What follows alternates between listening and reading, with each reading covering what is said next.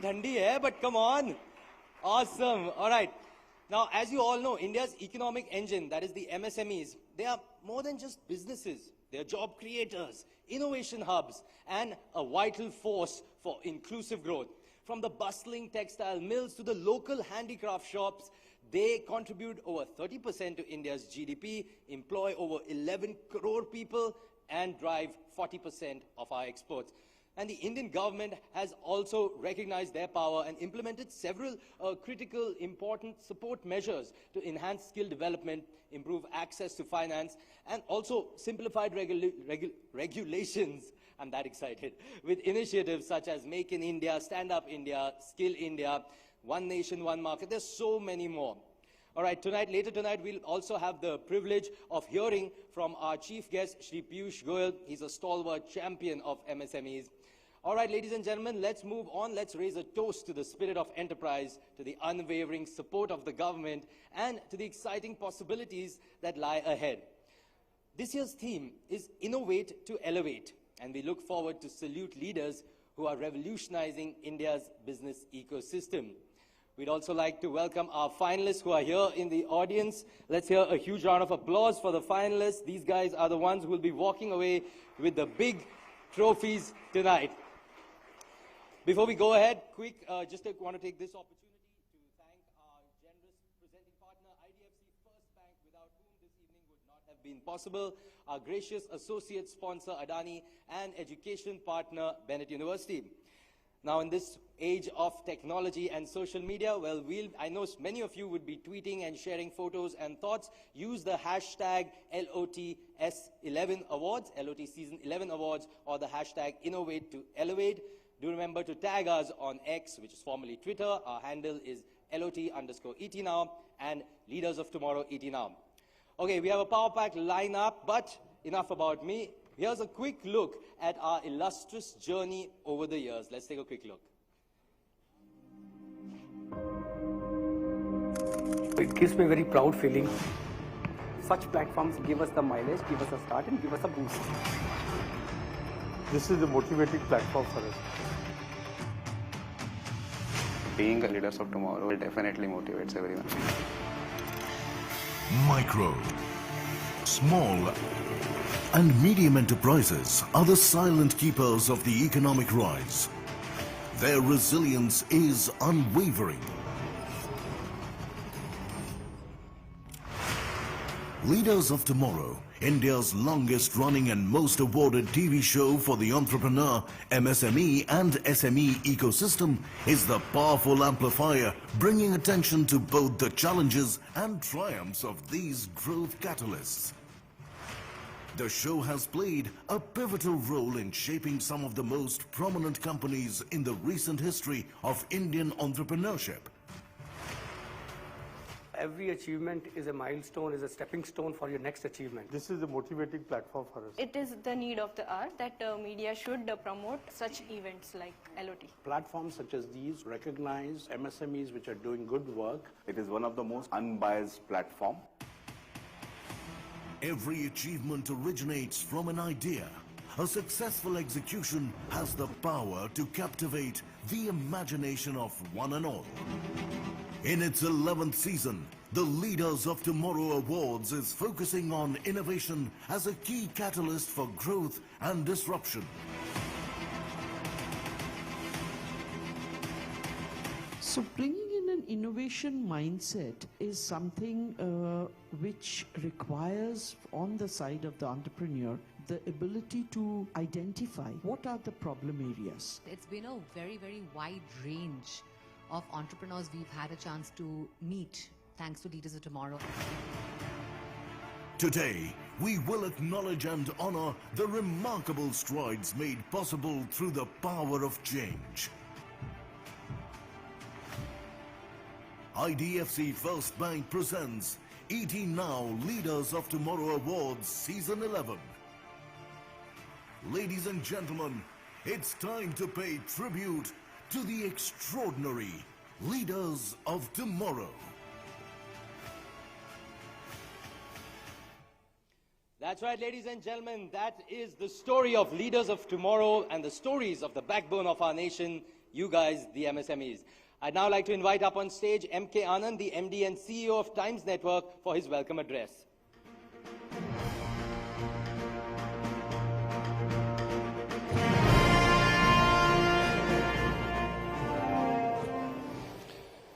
Ladies and gentlemen, esteemed guests, and the future captains of Indian global corporations, welcome to the prestigious Leaders of Tomorrow Awards Night, a celebration of the indomitable courage and vision of leaders in the MSME arena, proudly brought to you by ET Now.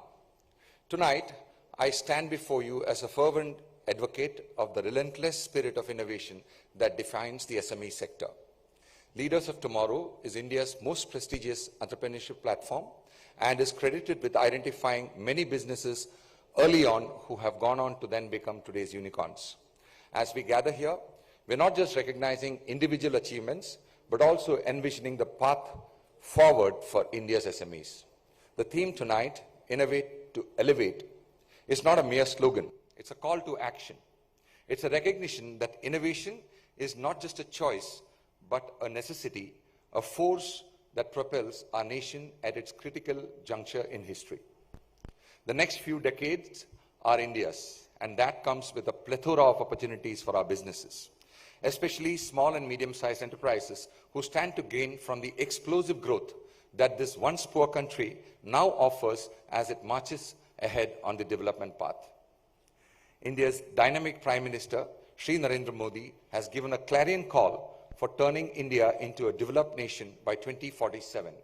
The SME sector, which already is one of the largest contributors to the GDP and employment in India, will be at the core of this revolution that the nation will go through. Here are some of the key trends that I foresee shaping the Indian SME landscape: digital transformation, sustainability, global scale, e-commerce dominance, innovative financing models, and workforce flexibility. Ladies and gentlemen, it's not difficult to foresee the Indian future now. If you follow current events with a keen eye, you can have a comprehensive vision of the future. A future where today's winners will be global majors. A future where we will have more and more global companies emerge out of this country year after year.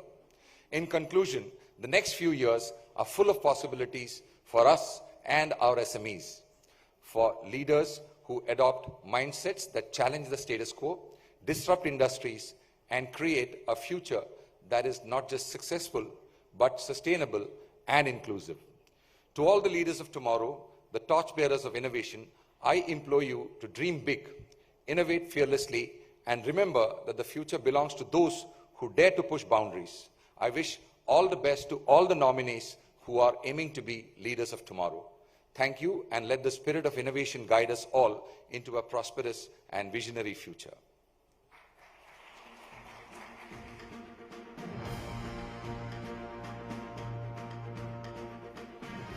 Thank you, MK, for that and for setting the context for this evening. All right, ladies and gentlemen, it's now time to welcome our next speaker. Now, he became a member of the board of a large bank at just 38 years of age. He started his entrepreneurial journey by acquiring an NBFC with a plan to convert it to a bank. He then turned it around and built it to scale with a loan book of 30,000 crore rupees to consumers and small entrepreneurs. Then, in a rare achievement, he merged his NBFC with a bank and came back to banking as the MD and CEO of IDFC First Bank. He's also been named the most inspirational CEO 2022 by the Economic Times. Ladies and gentlemen, please welcome the Managing Director and CEO of IDFC First Bank, Mr. V. Vaidyanathan, as he joins us virtually for a fireside chat with Mihir Bhatt, Managing Editor, Times Network, and Business Head, Times Influence.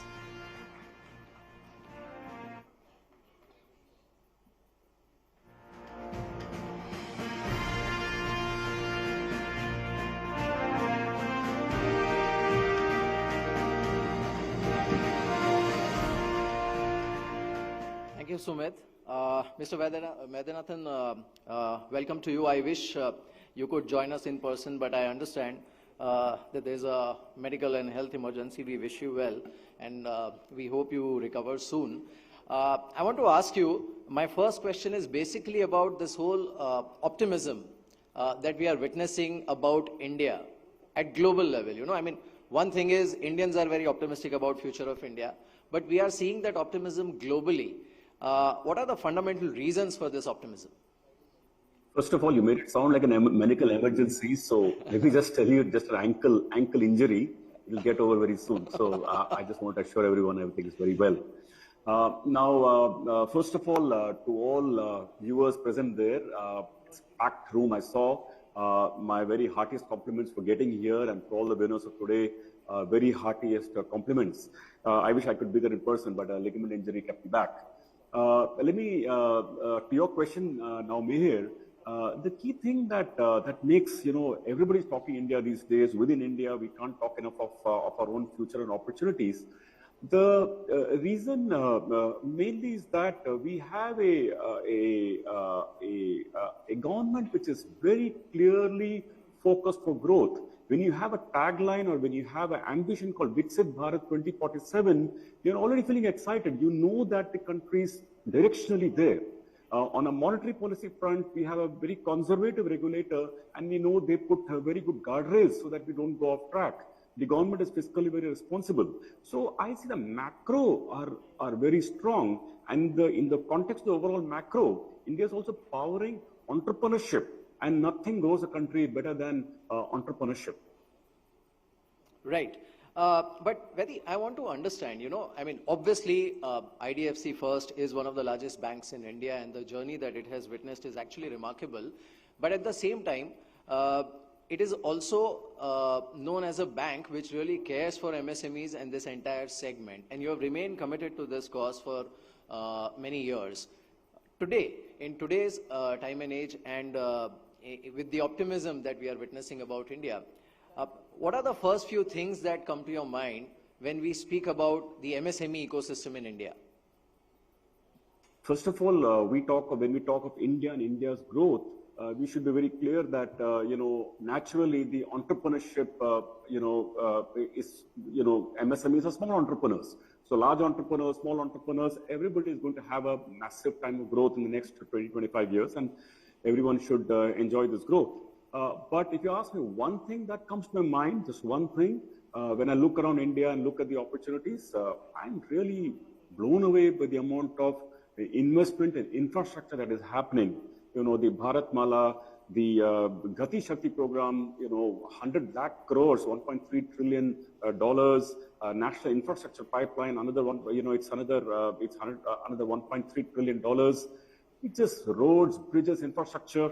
Last week I was in Varanasi, and I was speaking to the cab driver, and he was telling me every location from Varanasi to the nearby location has the time to travel is cut down by 50%. If it's 7 hours, it's 3 hours. If it's 2 hours, it's 1 hour. Something is happening massive on infrastructure. Mm-hmm. But Vedi, I also want to know, one is obviously the infrastructure growth that we are witnessing. In fact, today, it's a momentous occasion because India's longest sea bridge is also being inaugurated. It was inaugurated in Mumbai today, MTHL. But, one is the spending that is happening on infrastructure. How does it trickle down to the smallest of the businesses which are part of Indian ecosystem, or I would say Indian economy?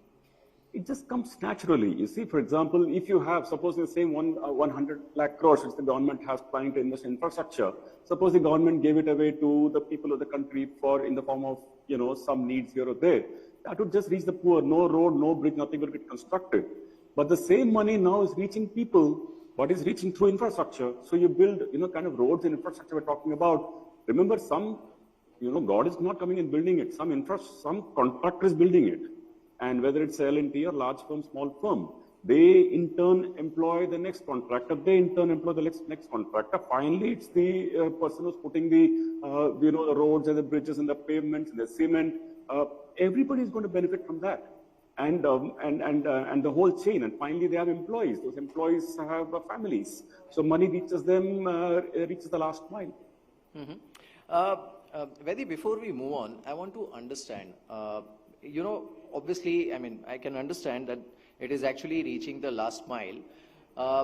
There is a view that this growth currently is being driven to a very large extent by the government spending, the spending that is happening on infrastructure and various other projects across the country.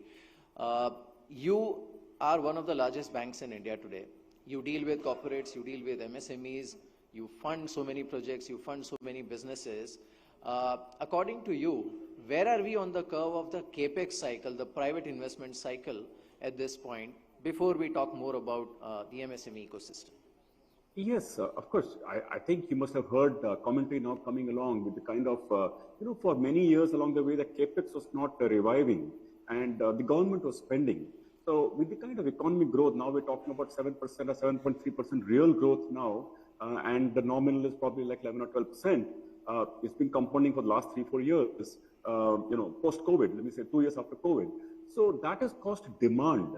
So just capex is around the corner. I'd say that we are already beginning to see demand for projects now already in our bank. And I think, our bank is more focused, of course, on smaller consumers and retailers. But in a bank platform, we can see that the capex revival is around the corner. People are already demand coming in. Right. When we spoke about infrastructure, I want to actually touch upon digital infrastructure because the kind of growth that we have witnessed in the sheer scale of digital infrastructure that India has created, it started with Jam Trinity, but today that conversation has moved much ahead. And we are actually seeing a lot of inclusive growth and participation across the spectrum. What is the impact of this digital infrastructure on Indian economy? It's dramatic because, when we talk of digital infrastructure, we actually mean even the telecom industry, even the Aadhaar, everybody getting a biometric is a very essential, think of it like a digital infrastructure. People can identify themselves, Bharat, the optic network structure that's coming about, internet connectivity is going up. So any which way you look at it, I think we all know that a massive, massive digital infrastructure is coming about. And that is, I think, one of the amazing Indian miracles India has done over the last maybe 10 years or so, which did not exist for the last many years. It has a deep influence, impact on everybody, not just the large entrepreneurs, even on the people sitting in the room right now. Mm-hmm. Right. But what is the impact of this massive digital infrastructure at the bottom of the pyramid? See, it's like I said, impacts everybody, but I'll give you an example. You think of, let me say POS machines. Before, let me say until 5-8 years ago, there were no QR codes. There were only POS machines. So POS machines, the physical one, which in a restaurant, you used to swipe a credit card on. You could put 500,000, 1 million of them, 2 million of them, because they have limitations on how much you could put. Today, by some estimate, there are close to 100 million QR codes, merchants. Think about it, over 100 million QR merchants. Now think about it, that each one of those people are probably dealing in cash. Now those 100 million people are dealing through QR and money is going to the bank account. Can you imagine the impact of that and how much formalization that happens? And, for each of those people, now, there is a digital trail that is part of the digital benefits of infrastructure. And finally, I'd say I have to enable trade. This will enable trade. For example, if you're at a shop and earlier you said chuta nahi hai, no transaction would happen, but now there's a QR transactions are happening. So in my opinion, this decision is actually enabling transactions and micro businesses at the bottom of the pyramid, which would not have happened in the physical world. So trade is enabled for the small entrepreneurs. Right. So, Vedi, if I may ask, what makes you more optimistic than ever before about the entire MSME ecosystem in India at this point? Well, I feel very optimistic because of a very good reason. One is because Indian economy is growing, we talked about that. But also because the fact that government is focusing on it, RBI wants it to happen, banks want it to happen, asset quality is very good, the digitization is taking the, enabling it in a very big way, formalization of the economy is happening, infrastructure investment is happening, economy. So all these things are all powering the micro entrepreneur. It is like saying, let me say, before all these things existed, let me say, people used to call SMEs like, there'll be NPAs and only negative terms are associated with that. like Rahu, there is the Rahu Kal of SMEs, let me say, maybe even 10, 15 years ago. Now it's the Amrit Kal of SMEs coming, let me say, because of this whole thing. Right. So, I won't be wrong if I say that the Amrit Kal for the economy and for India is obviously starting at the bottom of the pyramid, and we can call it Amrit Kal for SMEs and MSMEs also. I think Amrit Kal of SMEs is coming really because for the reasons I described. Right. Vedi, I want to understand, everybody talks about MSME ecosystem, and there are a lot of things being done by the government, a lot of initiatives being taken by the government. As a leading bank, what are your major initiatives which can directly kickstart, the growth engine in this space, MSME space? What are the key initiatives that you are looking at launching? See, it's not only our bank. I think almost all banks are now lending to MSMEs much more than what they did earlier. And they're also lending it more safely. They have much lesser NPA. SMEs have become a good word, let me tell you, and that's a massive shift that has happened in the banking system. People talk well of them in a positive way. So I think people should take, a lot of, they should take positive note of that. As far as our bank is concerned, we are, as you know, to your own program here, Leader of Tomorrow, it's been 11 series in a row we are associated with, and we are part of co-creating these programs. We love this, this segment. Now, one thing we do very special is that we introduced a very unique product very recently, maybe about a month ago, where we introduced a product called Bravo. It's a unique name, Bravo. It was just a name we were using while making the product, and it just stuck the name of the product, Bravo. In this, what we do is that for people having current account with our bank, we are giving them an option to prescribe a cutoff limit about rupees 2 lakhs. It's for them to choose any number about 2 lakhs. And any number above 2 lakhs in that example, we convert it to a fixed deposit automatically. So the customer in a current account moves money to FD automatically without you having to call us, and we start giving you interest rate of FD, say 7.5% for 1 year. Now, if you want the money, we break the FD back and bring it back, and you get the interest depending on the number of days you kept the money. So this is one very, very special current account. And best part is, for breaking the FD and coming back, there's no penalty. It's a straightforward, I think it's something very, very special to start earning money on a current account in the form of fixed deposits.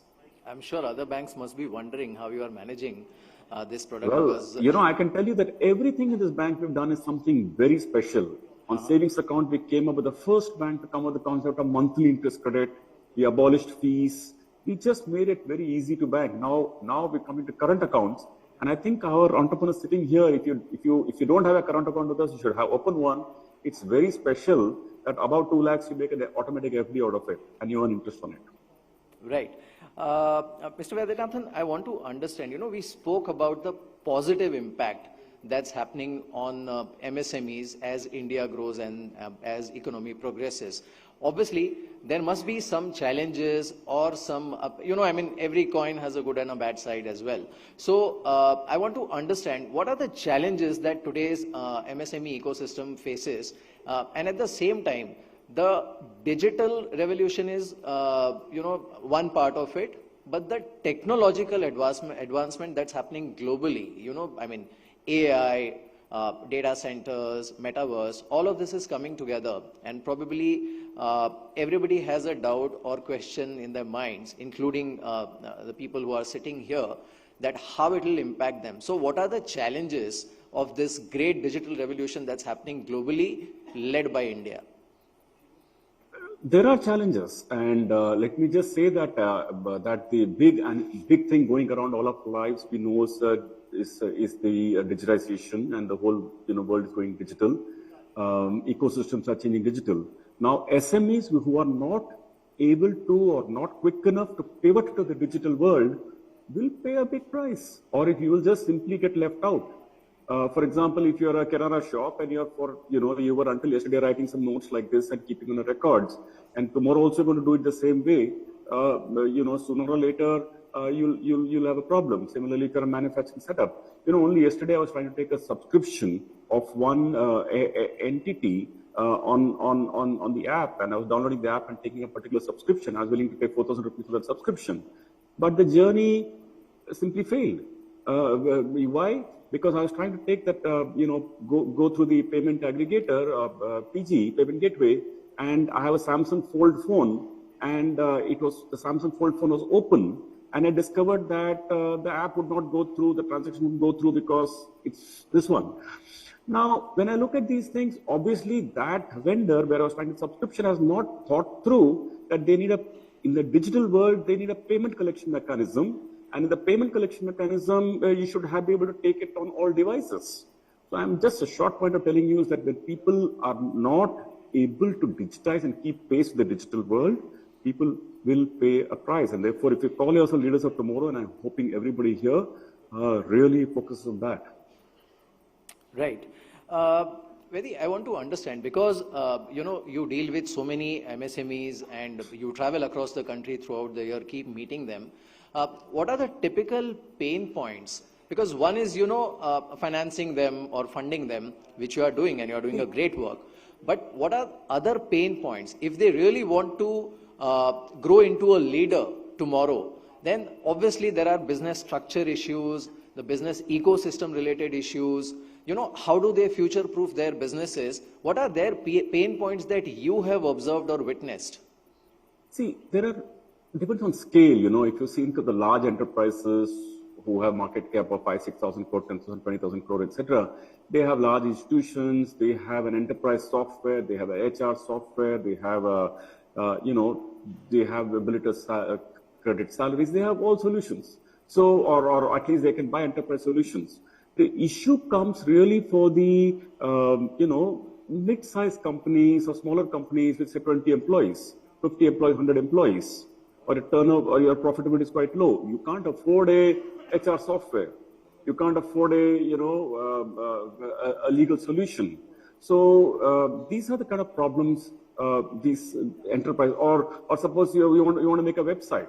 If you're a large corporation, you can make a website. If you're a small company or a kirana shop, or you're a chemist shop, you want a website for yourself, you can't make it because these are the kind of problems people face. Mm-hmm. Are there any specific suggestions or insights that you would like to share with the government through this stage? Before I come to insights, let me just say that what our bank did about that. Mm-hmm. So what we did was large corporates, like I said, have reasonably good solutions, enterprise solutions. So we found that we did something very unique for the small entrepreneurs. So one solution to give current account, like I said, we also now convert it automatic fixed deposit without penalty. But money is one thing, doesn't solve the problem of entrepreneurs. So one thing we did recently, and we put a really beautiful stack. We have put an app.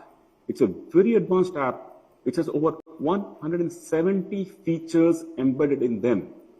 Then we put up our own website where we have integrated many solutions. So for example, accounting, we have integrated with Tally, with MyGate, etc. For HR solution, we've tied up with the Gray HR, etc. We have a tie-up with the co-working spaces like let's say WeWork, etc.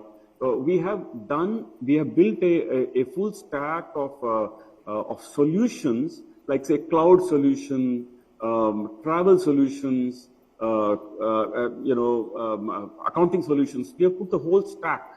So when people are taking a current account solution, they're also getting all the solutions together along with the stack. We find that giving solutions is actually sometimes even more powerful than giving people financial benefits, because that's what they struggle with. Right. And what about insights? Any suggestions for the government? Well, suggestion-wise, in the sense that I've always advocated that a certain amount of tax income income for entrepreneurs be tax-free straight, because companies like us pay 25%. They're quite happy about that. But small entrepreneurs, if they could pay zero tax, I wrote a proposal recently, actually to certain people on this front, saying that up to 25 lakhs, can we make it straight tax-free for small entrepreneurs? 25 lakhs of PBT. and then take it up to 5% tax for certain amount, then 10% tax, then 15, then 20, and above 5 crores, everybody pays 25% tax. So I actually think that small entrepreneurs, if you have children growing up, next generation coming up, imagine telling them, go and do business, you'll get tax, you will be tax free. It's like how, you go to the Middle East and people say, oh my God, income in Dubai is tax free. There's something about tax free. That's a joy. I think that I'm trying to push for that concept for a while though. Mm-hmm. But I'm sure if this suggestion or this policy is implemented, it will actually help in kickstarting entrepreneurship in a big way. Youth will want to come there. Zero tax. Can you imagine? You work, you take all the money you make, you take it home, tax free. And then, we'll have more job creators. We'll have lesser of job seekers. And that is a good thing for India. I mean, I really believe that it has some power in it. And hopefully people will study the impact of it. Right. The financial, the fiscal impact of that. Right. Mr. Vaidyanathan, budget is around the corner. And I mean, I understand it's an interim budget, but this government is very ambitious in terms of sustaining the economic growth. And the Prime Minister, Shri Narendra Modi himself has kept this target in front of us that by 2047, India has to become a developed nation. Do you have any specific steps in mind or any specific ideas which can be implemented through this budget? Well, first of all, it's a vote on account budget. That I remember the 2019 budget, just before the election, nothing in the budget suggested there's an election around the corner. They were still building for the long run, infrastructure, all kind of stuff, right? So I believe that it will be a regular budget because we should build the country for the longer run. We should always think long. And we already put a plan, Viksit Bharat, and we should all the things that take us there. So, nothing more than that. But this bit about having a progressive tax structure where small enterprises have to pay less tax. I do wish that. Right. Mr. Vaidyanathan, while we will announce the awards later in the evening, but would you like to give any message to the winners, nominees, and everybody who participated in Leaders of Tomorrow Awards Season 11? Any message from you for them? First of all, heartiest compliments for coming this far. And secondly, the period between now to the next 8 or 10 years looks really phenomenal for the country from the fact that, for the reasons we described earlier, and both in terms of demographics plus, governance plus entrepreneurship, all that. Looks really phenomenal, and it's a once-in-a-lifetime decade or 2 decades coming up, and please make the most of it. But don't take success also for granted. If we can't play the new economy on its terms, it will leave us behind, and you won't be leaders for tomorrow. Right. Mr. Vaidyanathan, thank you so much for joining us. And from all of us, we wish you a speedy recovery and hope to see you in person very soon. Thank you so much, sir. Very soon. I'm already feeling good. So thank you very much, Mihir, and everybody at ET Now, and all of you viewers today. Thank you. Thank you, sir. Thank you.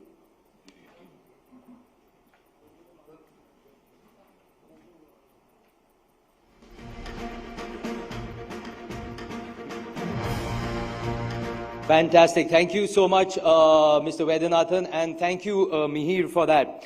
Ladies and gentlemen, like I said in my introduction, like Mr. Vaidyanathan also spoke about, this is the Leaders of Tomorrow. Let me tell you a little bit about the awards that we're going to be handing out here today. Now the 11th edition, it is the 11th edition of the ET Now Leaders of Tomorrow Awards. Before that, actually, I just want to take a moment to just thank our presenting partner, IDFC First Bank. I'd also like to thank our associate sponsor, Adani, and education partner, Bennett University. Now, let me tell you a little bit about this full season. It's aimed to equip entrepreneurs with the tools to be new age entrepreneurs. That's the key word, new age, because things change so fast nowadays. And tonight we are culminating this mission by drawing from our long heritage of enabling the small business ecosystem and empowering them to rise to the next level. Now, the Leaders of Tomorrow Awards is the result of a meticulous and an elaborate process where each nomination is scrutinized by our process partners, EY. This year we received thousands of entries, and the shortlisted nominees, they presented their case before an esteemed grand jury comprising of some of India's most respected business leaders. We had Anurag Kedia, he's the co-founder of Pilgrim. We had Arundhati Bhattacharya, the chairperson and CEO at Salesforce India. We had Mr. D. Shivakumar, the operating partner at Advent International. Dr. Niranjan Hiranandani, founder and MD of Hiranandani Group of Companies. Mr. Harsh Mariwala, the founder and chairman of Marico. Naiya Saggi, the co-founder of the Good Glam Group. Nita Lulla, the founder of the House of Nita Lulla. Nikhil Vora, founder and CEO, Six Sense Ventures. Nilesh Satish Lele, he's the president of the Chamber for Advancement of Small and Medium Businesses. Preeti Rathi Gupta, the founder of Lakshmi, and Ravi Saxena, co-founder and CEO of Wonder Chef. Wow, that is a long, long list of some esteemed jurors that we had. We'll make you meet some of them. They're here with us. But before that, here's a quick look at the methodology.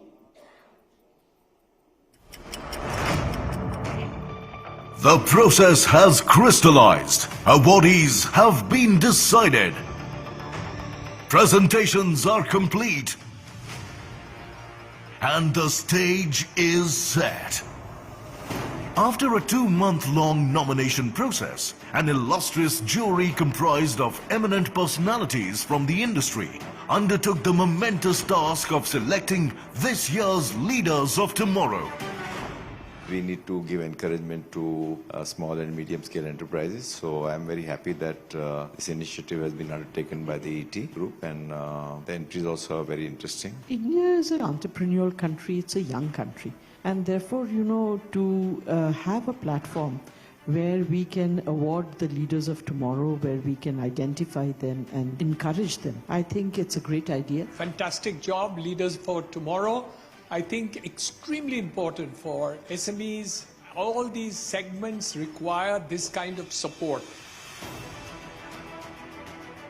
To maintain transparency, the eminent jury members shortlisted the top 3 nominees from each of the 19 categories based on quantitative evaluation, including financial statements, clarity of thought, innovation, and the business model.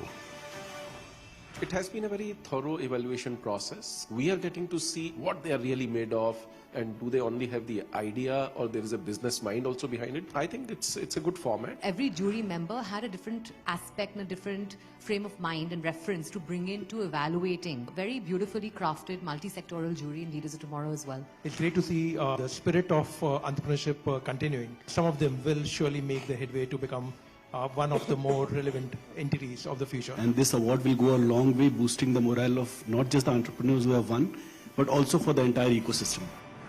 The top 3 shortlisted nominees from each category had the opportunity to present their innovation spark and business vision to the grand jury.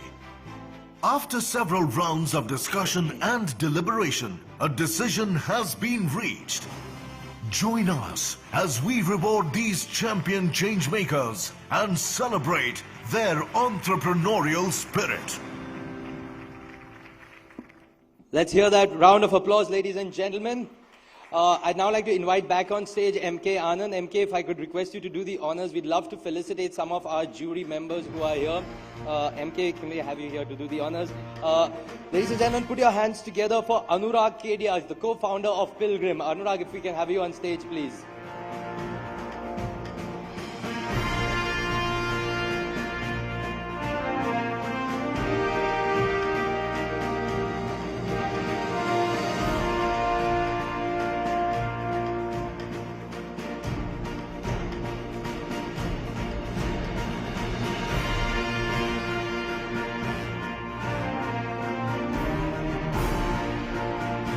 Anurag, if I can request you to just stay on a little while longer. Now I'd like to invite up on stage Mr. D. Shivakumar, the operating partner at Advent International.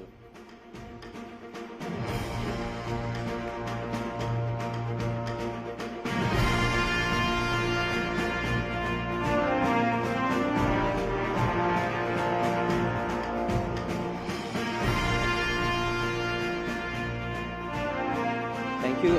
Mr. Shivakumar, yes, if you could just stay back on. And finally, if you could, everyone put your hands together for Ravi Saxena, co-founder and CEO at Wonder Chef.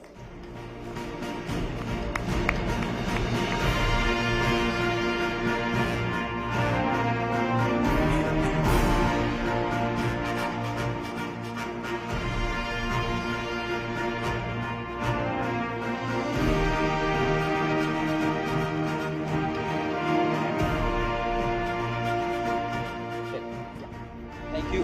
Thanks, MK, for doing the honors. If I could request the three jurors to stay on a little while longer with me.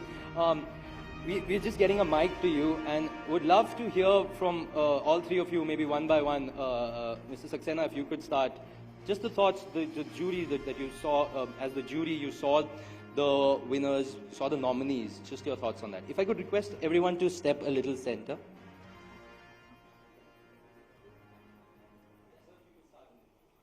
Yeah. Well, this was a surprise. We were not prepared for this. You put us on the spot, but we'll try to say something intelligent. As we said in the films that you saw, I think the process was very transparent and fair. There was a very credible jury, and I was honored to be a part of it. But for me, really, the most exciting thing was to see the variety of ideas, the belief you all have in your ideas, and the way you are going about executing them. I mean, I started my career about 30 years ago, and thinking back, I could not imagine that, we could have the guts and confidence to go like this. And as someone just said, that this is next 15 to 20 years are going to be India's China moment. We have to grab this. And when I see these entrepreneurs, these SMEs, I think we are going to get there very soon. Thank you. Fantastic. Mr. Shivkumar, Anurag first. I think I have a few memories from the day we met all the contestants. The first one is the kind of innovation and work which a lot of rural entrepreneurs were doing. Our panel had the opportunity to meet many of the rural entrepreneurs where people were doing innovation around seed, pesticide, fertilizers, and some very, very interesting work. And the second memories I have is it was so difficult to choose the final winners because all the participants which had been shortlisted by the prior rounds, they were all so good. And it was quite a learning experience for all of us also, the jury members, to interact with so many entrepreneurs in a day and understand their journeys. Fantastic. That's really important. A very humble statement, I think, Anurag, you said, which is that, they also got to learn a lot from the entrepreneurs. I think that's actually very important because I believe, and Mr. Shivkumar would love you to weigh in on this also, that learning never stops. So just your thoughts on the nominees that you met, the winners, and just on this, that learning never stops. What are your thoughts on that? Thank you for that. Thank you, E.T., for inviting all of us here. It was a fabulous full day. I'll tell you what I learned from watching all the entrepreneurs and listening to them. The first thing I learned, irrespective of which part of the chain they were in, whether it's manufacturing, whether it's in retail, whatever they were doing, number one, they had a digital component to it. That was very, very important. Without that, it won't be an idea. Okay, so digital and the differentiation of digital was very important. Two things which surprised me, and as a learning, is that both people and capital were not challenges. Capital was available if the idea was good, and good people were joining them if the idea was good. So today, capital and people are not, a chicken's neck for any entrepreneur. So that's what I learned. Those three things struck with me as I went through the whole day. Fantastic, and I'm sure our partners here, IDFC First Bank, would be very happy to know that you also heard this, that capital is not an issue for MSMEs, because that, when you talk to an MSME, and Mr. Saxena, yeah, let's hear that applause, ladies and gentlemen. This is, like we said, the new age entrepreneurs, the new age of doing business in India. And Mr. Saxena, from your experience also, generally we always talk, what are the big hurdles for MSMEs? Capital, people, a market. And like Mr. Shivkumar said, technology has helped break that as well. In your business, in your line of work, when you meet people also, the impact of technology, how are you seeing? Because, gone are the days where someone would say, I'm in manufacturing, I'm in textiles. People say, everybody is in a digital business here, is in a technology business. Just your thoughts. Yeah, look, I would say there are two aspects of technology. One, the business idea itself could be tech-oriented, and a lot of business ideas are today. At the same time, there are traditional businesses which also have an important component of technology which must be implemented. Otherwise, competition will just roll you over. For example, there was a time like we have a large sales organization, a lot of feet on street. I wouldn't call ourselves a tech business. Yes, we have very tech products, we have techie products, but we are not a tech business. But these salespeople that we have, about 600, 700 of them on the field, without a great tech behind that, without a great Salesforce automation system, we will not be able to get efficiencies that we need today. So every business today, whether it is a tech business in the real terms, or it's a traditional business, it has to adopt technology. And the fight, the challenge, the belief comes from the promoter himself. Nobody else will be able to do it. Fantastic. Anurag, I just come to you on one point, which nowadays when you read about any small businesses, I would say, in media or on social media, it's very sexy to say, I got funding, I got, a $1 billion valuation, unicorn, startup in that space.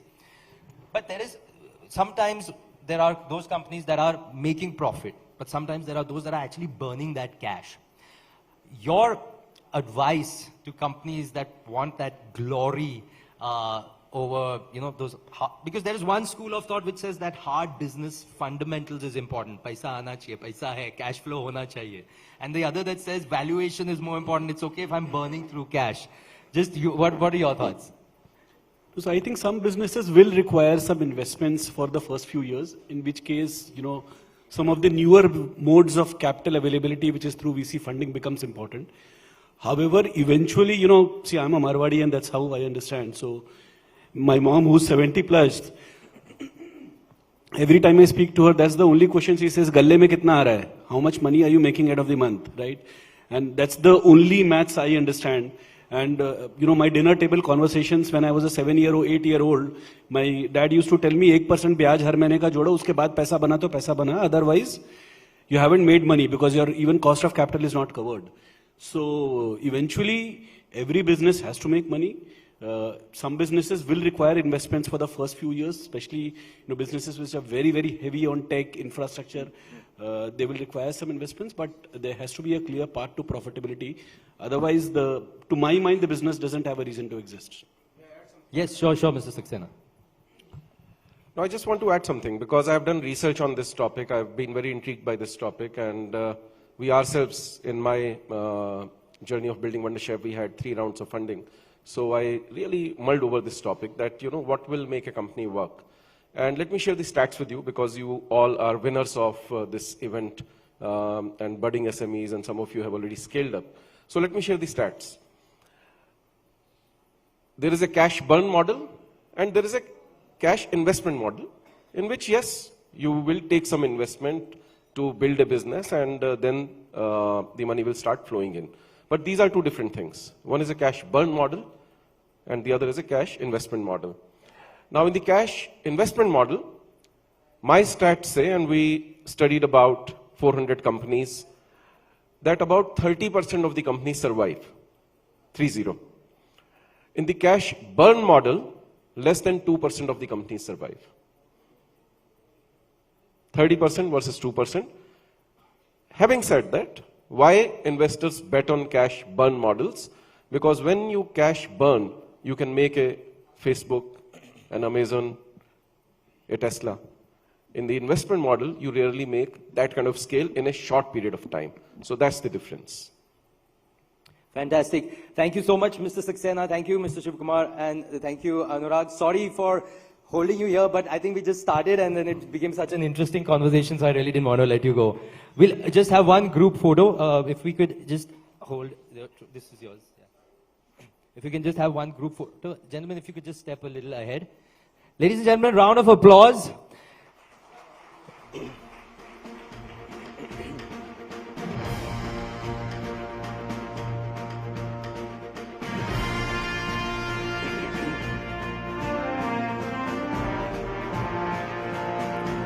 Thank you, gentlemen. Thank you for that. All right, ladies and gentlemen, it's, one thing, again, that we spoke earlier about new age entrepreneurs, new age business. Well, one important part of new talks about, young minds. So for our next session, we're putting the spotlight on young minds leading the charge. So brace yourselves. This is going to be an epic journey into the minds of remarkable individuals who are igniting the spirit of entrepreneurship and changing the game pretty early, on not just for themselves, but for the world around them. Before we start that off, ladies and gentlemen, do remember to please keep tweeting, sharing your thoughts, your suggestions. The hashtag is LOTS11. That's LOT Season 11 Awards, LOTS11 Awards. Do share your thoughts and suggestions on that. We have some very interesting speakers who are coming up. And like, well, I said in my intro, they're very young. Let me first invite up on stage our moderator. This will be Ritvika Gupta. She's the Deputy News Editor at Times Network, and she's the face of Leaders of Tomorrow on ET Now. Let's invite up on stage our young brigade. First up, we have Prasiddhi Singh. He's the founder of Prasiddhi Forest Foundation. He's embarked on a mission to revitalize barren lands, one sapling at a time. Next up, we have Nav Agarwal. He's the founder of One Step Greener, and he's a proof of how going green can be convenient, impactful, and dare we say, very cool. Nav, can we have you on stage, please? Okay, he'll be here. And finally, in a world dominated by tech giants, Advait Thakur is the founder of Apex Infosys, and he's carving his own path by harnessing the power of technology to bridge the digital divide and empowering rural communities. And finally, we have one more speaker. He's the youngest of the lot. Put your hands together for Padma Shri Sanjeev Bhikchandani, co-founder of InfoEdge. Well, you know him. You've heard his ventures, Naukri.com, Jeevansathi.com, 99acres.com. And, well, there are many more. Why did I say he's the youngest? Because, ladies and gentlemen, age is just a number, and his youthful spirit, well, it's unbeatable, which is why he's a part of this very important panel. So over to you, Ritvika. You can start the show, and we'll have Nav join us very shortly. Thank you, Sumit, and very good evening to everyone who's present here. So while we wait for Nav, let me take 2 minutes to really talk about why this session is interesting today, because at Leaders of Tomorrow, we always believing in empowering entrepreneurs with the right information. And today we thought we'll also shine a spotlight on some of the young minds of tomorrow. So on one side, I have Mr. Sanjeev Bhikchandani, who needs no introduction. He's the man behind platforms like Naukri.com, Shiksha.com, 99acres, Jeevansathi, platforms that are still relevant today. And he's one of the first few tech entrepreneurs of the country. And on the other side, I have 11 years old Prasiddhi Singh. I also have Advait Thakur, who I think a lot of us in the audiences, we will agree that I guess when we were their age, we perhaps did not even know the meaning of entrepreneurship. So they have their own business ventures, and we'll be talking about them shortly. But Sanjeev, I want to come to you first. The theme for our show tonight is Innovate to Elevate. I want to ask you, what is your definition of innovation, and how has that evolved, perhaps, over the years? So what I've always said is that successful businesses are often built on deep customer insights. Now, deep customer insights about what? About unsolved problems, about an unmet need, some gap, right? And when you launch a new enterprise or business which solves unsolved problems, you are by definition innovating, because you're doing something new, you're solving something not been solved earlier, you're doing something in a manner that has not been done earlier. So for me, customer-inspired, customer-led innovation which is based on a deep customer insight is usually very, very meaningful. Right. So, Prasiddhi, I want to begin with you, and I want to understand what you do. I would like you to introduce yourself to our audience, and really tell us what inspired you to get kick-started on Prasiddhi Forest Foundation. Yeah, go ahead. Hello, am I audible? Yes. So, greetings, namaste, and vanakkam. I am Prasiddhi, and I am very happy to be over here. Thank you so much for inviting me to this amazing event. So I am a young environmentalist and social entrepreneur, and I have been protecting our planet for the past 7 years from the age of 4. I am the founder of Prasiddhi Forest Foundation, Yes, absolutely. Thank you so much. I'm the founder of Prasiddhi Forest Foundation and the Green Pillar, and till now I have planted 130,000 trees in 92 places across India, and I have mobilized 80,000 people across That's 20 fantastic. countries. So today I take immense pleasure being a part of this event, and I am really excited for this amazing conversation. And during this journey, I also received the Prime Minister National Child Award, which is the highest civilian honor under 18 in India. And I recently had the opportunity to represent India in United Nations as the youngest COP28 delegate in UAE. And I'm really excited for this conversation. Absolutely. And I think Nav is also in the house. Nav, can I welcome you on stage?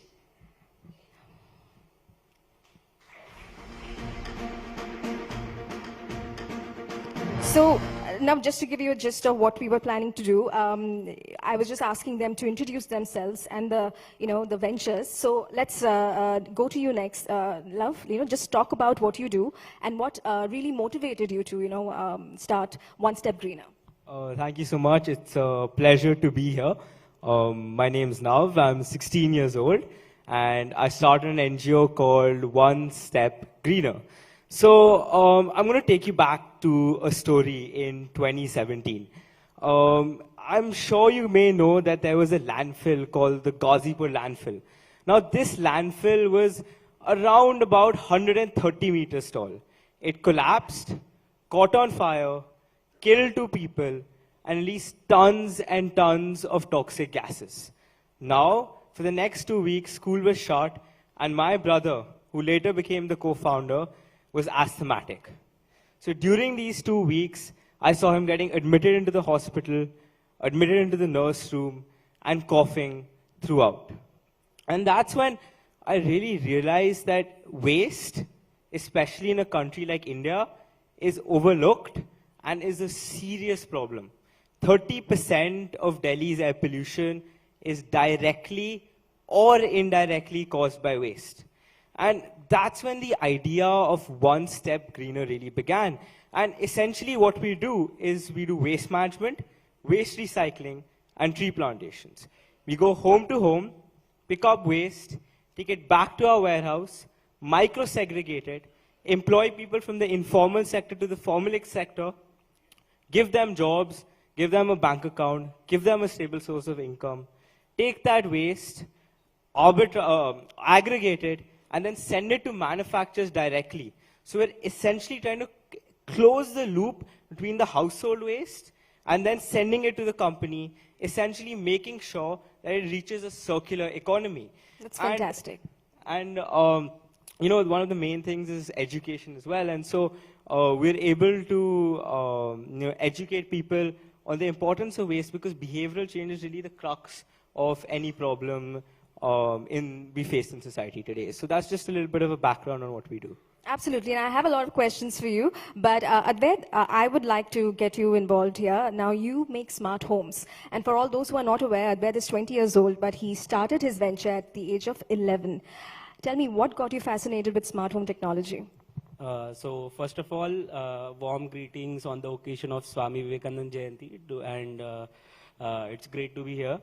So since I was a kid, I was like fascinated with tech, and how old are you now? I'm 20 now. Yeah.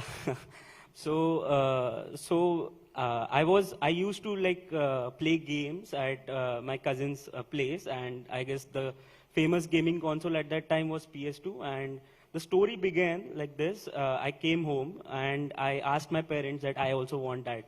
So they said, see, how much ever you insist, we are not going to give you that PlayStation. But what we could do is we could give you an internet access which you wanted for a long time. So now at that time, you could imagine like today getting an internet access is like everyone has it. But at that time, we used to have like a speed up dial-up connection.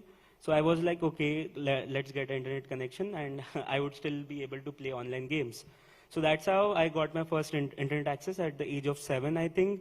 And so yeah, the journey began. I used to play games, and so I stumbled upon YouTube at that time, I guess at the age of 8, and there was crash course on how to develop a website. So that was fascinating for me, and I thought like let's do it. And that's how I ended up creating my first website at the age of 9.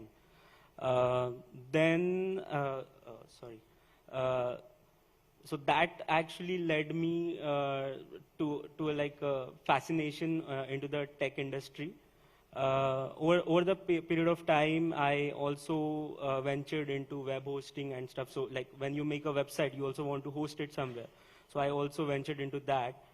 Now, fast forward to, I guess, 2014, an NGO approached me through my mom's reference, and they said that, Advait, okay, you know how to build a website, why don't you do it for us? Because digital marketing at that time was pretty expensive, and as an NGO, we can't afford it, so why don't you build it for us? And I was not a professional back then. I said, okay, I also will get a chance to learn through the process and also build it. So that's how it emerged, Apex Business Solutions as a digital agency. And we helped NGOs gain exposure through like online tools. Wonderful, wonderful. Sanjeev, I want to come to you. You heard them talk about their business ventures, you know, their ideas, their vision so eloquently. The energy and the passion, you know, with they spoke. Tell me, does it resonate with your experience, you know, when you started out? Well, I quit my job when I was 27. Okay, so when I see somebody who's 11 and 16 and 20 starting organizations, I am gobsmacked. Second, when I see them on stage speaking so confidently, you know, when I was that age, there's no way I could go on stage, I could speak like this. I think well done. Absolutely, absolutely. But tell me, you know, do you see certain opportunities present today that perhaps did not exist when you first started out, or vice versa? Yes, of course. I mean, technology has changed many things. Connectivity, mobile telephones, internet, you know, VR, AR, AI, ML, I mean, a lot of new technologies. So obviously the world evolves, right? Even I started an internet business in '97 when there were just 14,000 internet accounts in the country, and people said, what is this? So look, society progresses, technologies evolve, and people progress. Nothing unusual about that. What is very unusual is that these 3 youngsters have done it at this age, and they have achieved and accomplished this much so early in life. Absolutely. Prasthi, coming back to you, now your commitment to environmental initiative, that is commendable. But tell me, when you first started out, what were the challenges that you encountered? And how did you overcome them? Yes. So my journey, you know, I have been a nature lover ever since, you know, from a very young age. I'm still young, but, you know, even before I started to walk and talk, I have really admired nature, you know, the rustling of leaves and the buzzing of bees and the waves of seas. That is something I have always enjoyed. But then at the age of 4, in 2016, I live in Tamil Nadu. And Tamil Nadu, being a coastal state, is always on the front lines of climate change. And we, in 2016, experienced a Vada cyclone. And that was petrifying for me, because treating trees like my friends, when I saw them getting uprooted, the road flooded, I was disheartened by this devastating catastrophe. So I said that no, I'm not just going to cry or wait for someone else to come and do something. I am going to take action. So with that little nature lover heart, I started to participate in normal tree plantation drives. I started to, you know, gain whatever acceptable experience I could from the very basics, you know, from planting trees to growing them, nurturing them, maintaining them, to even understanding that why it is important to plant indigenous trees, resilient trees, not causing an ecosystem discord, not doing monoculture. And after understanding that, at the age of 6 in 2018, I decided that I want to start something of my own. And then I took my target that I want to plant 100,000 trees by the end of the year 2022 when I was 6 years old. And then the journey began. So actually, when I took this target, I did not have, you know, an action plan in my mind that how am I going to achieve this, where will I plant it, who will support, I mean, how am I going to get the saplings, how will I maintain it, but I had that goal. And there is where the journey begins. And for me, challenges are actually very fascinating. I enjoy challenging the challenges because, you know, it's all about perception, whether we take it as an adventure or whether we take it as a problem. So when it all started, I want all of you to imagine a 6-year-old girl, all right, going to government officials and headmasters of different schools and principals and farmers and villagers and block development officers and telling them that I want to do a plantation, an indigenous tree plantation, and that too to support our planet, to enhance biodiversity. So you cannot expect them to instantly correlate with my mission, right?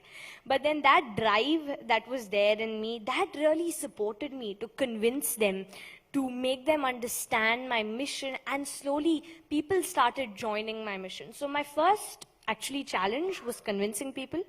Then when it started, I found land and I found the area. That was the first plantation, and it was just 500 trees. But then came funds, which is a huge problem. So I really started off with a small idea. I said that how about I put this skill of art to some use for our planet, and I started creating bookmarks and paper pencils and grow kits and doing art, and I started doing fundraising. And through that, still I was not able to raise funds just for 500 trees. So then I said that I just took out pen and paper and I listed down where were most of my funds going. And I realized that they were going in the saplings. So I decided, why do I not create my own nursery? So what I did is I created my own eco-army of like-minded children, and I started to go door to door to collect fruit seeds. I would say that I will come next week and say, eat the fruits, save the seeds, dry them, and I will come and collect them. I created a community nursery, then I created a school nursery, now I have a farmer's nursery where I employ them, I support them, give them salary, provide them all the resources. Fantastic. And that has 30,000 saplings now. And that is where I procure all the saplings for my tree plantation. And now it has become an ecosystem. So one place, then another, you know, going to different places. Now I also have my own registered NGO, which is a non-profit organization and a social enterprise. And slowly it grew. And I must thank everybody who was there with me during this process, from the panchayat presidents to the tehsildars to the block development officers. Sure. Prasiddhi, everybody. I just want to bring in Sanjeev here, you know, in the context of what, you know, Prasiddhi and even Nav is trying to achieve, right? Yes. Social entrepreneurship, you know, what advice would you have for them, you know, and how can they probably, you know, perhaps leverage technology, right, to get their voices heard, especially in the context of, say, climate change or environmental initiatives? What advice would you have for them? Look, the advice is very standard: social media and there's, I mean, press coverage, right? And you'll reach many, many people. But you know, when I close my eyes and listen, I imagine it's a 40-year-old speaking, right? You know, and I mean, at the age of 6, to understand what monoculture is, at the age of 11, to talk about ecosystems. You know, I mean, it's quite remarkable. I think this is new India. Absolutely. So, Sanjeev, you know, you heard their stories. Tell me, what would your one-liner advice be for each one of them? Now, I have a few questions first. You want to finish school? Yes, I do regular schooling. Okay, you want to finish, you want to complete school. You want to go to college? Yes, I mean, yes. Okay, cool. That's a clarification. No, but I think it's truly remarkable what you achieved at 11 and 16 and 20. I think it's truly remarkable. I think you should figure out, I think, what you want to do. I mean, how long do you want to do this for? Is this your calling? You want to do it for life? And if that is so, it's great. If that is not so, it's still okay, because you can always do something else. But I think it's truly remarkable what they're doing. Fantastic. Well, I think we are completely out of time on today's panel, but you know, it was really lovely having all of you, you know, on stage today and talking about your journeys, you know, even if it was, you know, in just a limited time. But thank you so much. Well, I see Mr. Piyush Goyal here. Sir, you want just to introduce, there's an 11-year-old entrepreneur, there's a 16-year-old entrepreneur, there's a 20-year-old entrepreneur. Namaste. Namaste. And well, it was a lovely discussion. Thank you so much, Nav, Prasiddhi, Advait, and of course, you know, Sanjeev, thank you so much for being with us. Thank you. Thank you. Thank you. Round of applause, ladies and gentlemen. Thank you, Ritvika. Thank you, Mr. Viksandani. And thank you to our three young stars. We'll get a quick, good photo. Can we get a good photograph of them?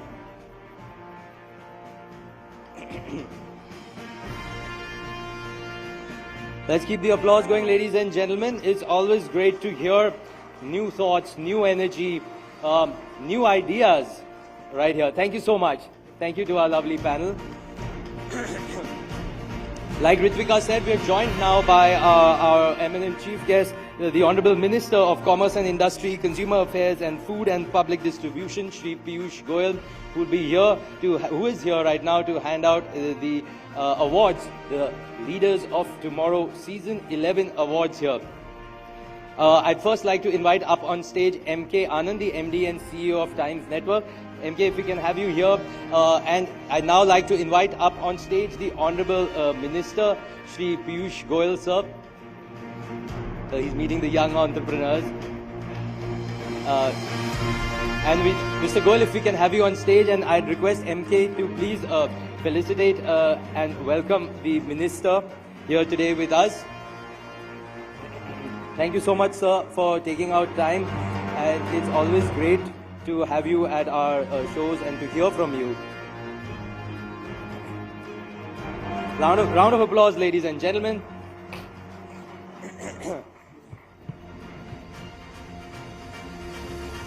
All right, so then without further ado, let's kick-start with our awards. This is the 11th edition of IDFC First Bank Presents Leaders of Tomorrow Awards. Our first category, well, ladies and gentlemen, India's automotive industry is gearing towards becoming a global powerhouse with record sales and EV ambitions. Let's take a look at the nominations in the automobiles and OEM category.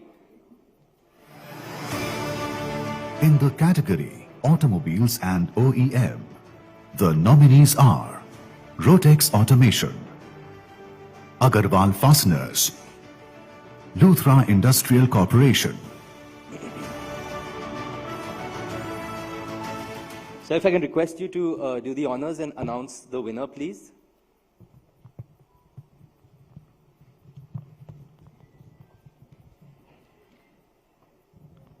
And the winner is Rotex Automation. Ladies and gentlemen, put your hands together. I'd like to invite Neerav Shah, Director, Rotex Automation, to come up on stage to receive the award. Let's keep that applause going, ladies and gentlemen. Now, Rotex is truly engineering for the future as they aim to provide customers with fluid control automation solutions. Congratulations. Congratulations. Let's move on to our next category. This is the dynamic duo of construction and real estate, which is unlocking economic potential of the country brick by brick. Let's take a look at the nominees. In the category Construction and Real Estate, the nominees are Go Hemp Agro Ventures, EQBX, RB Wood Product, Twasta Manufacturing Solutions.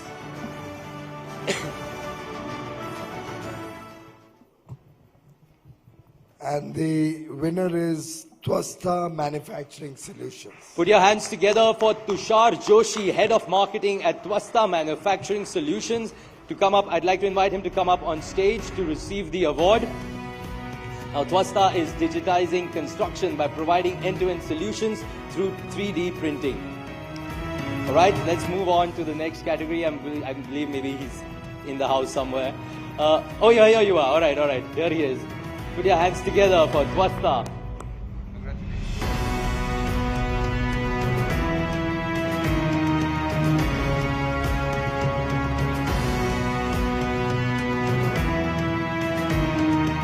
Congratulations. Let's move on to our next category.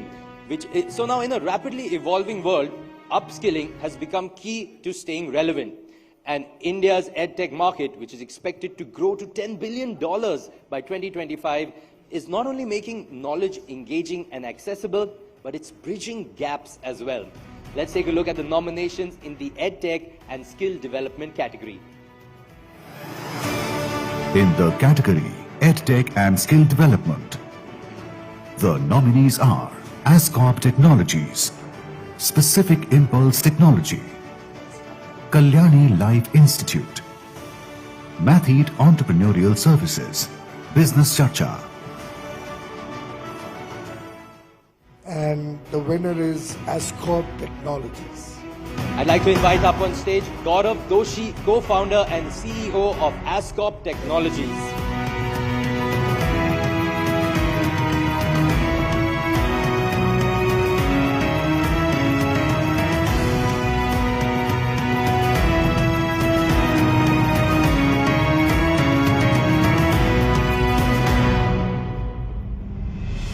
Congratulations, Gaurav. Let's move on. Okay, now electrical and electronics are the very pulse of modern India, and they are powering homes, industries and dreams. Let's take a look at the nominees in the electrical and electronics category. In the category Electrical and Electronics, the nominees are T-Second Generation Technology, Energy Microwave Systems, Aprocool Aircon, Environ Care Products. And the winner is T-Second Generation Technology. I'd like to invite Rajesh Mehta, Director, and Manpreet Aluwalia, Head Business Development of T-Second Generation Technology, to come up on stage to receive the trophy. Let's keep that applause going, ladies and gentlemen. These are some of the very best MSMEs and SMEs in our country today.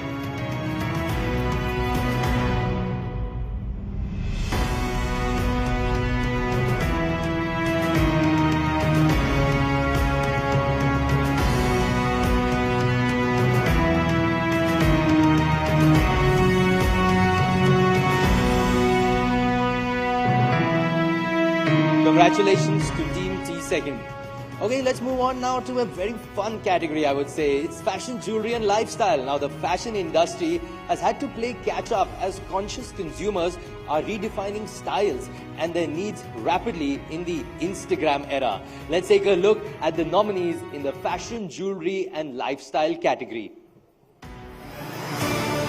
In the category Fashion, Jewelry and Lifestyle, the nominees are Sap Jewels, Cosimo International, Jyoti Threads. And the winner is Sap Jewels. I'd like to invite up on stage Arun Sabu of Sap Jewels to receive the award. Now, this Hyderabad-based company is melding legacy with modern trends to create jewelry with innovative designs.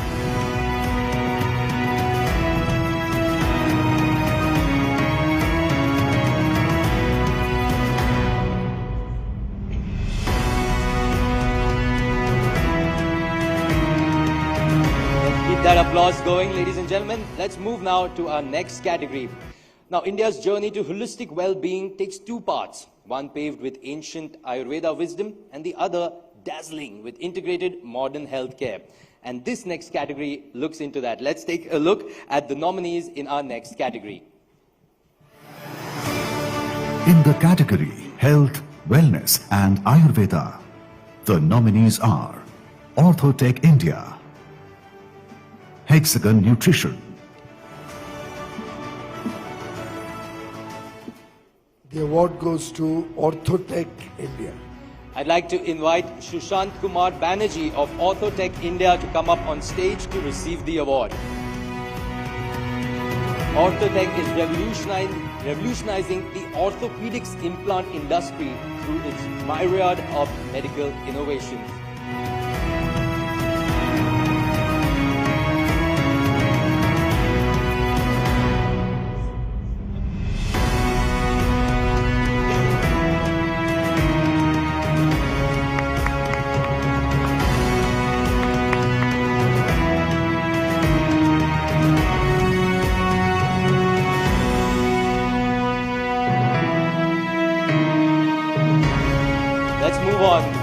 A change in home decor not only breathes life into our living spaces but also reflects our varied moods. Let's take a look at the nominees in the home and decor category. In the category Home and Decor, the nominees are Dilip Essentials, Shapes and Design, The Plank, Casa Arte Decor, Metro Plus Lifestyle. The winner in the home and decor category is Dilip Essentials.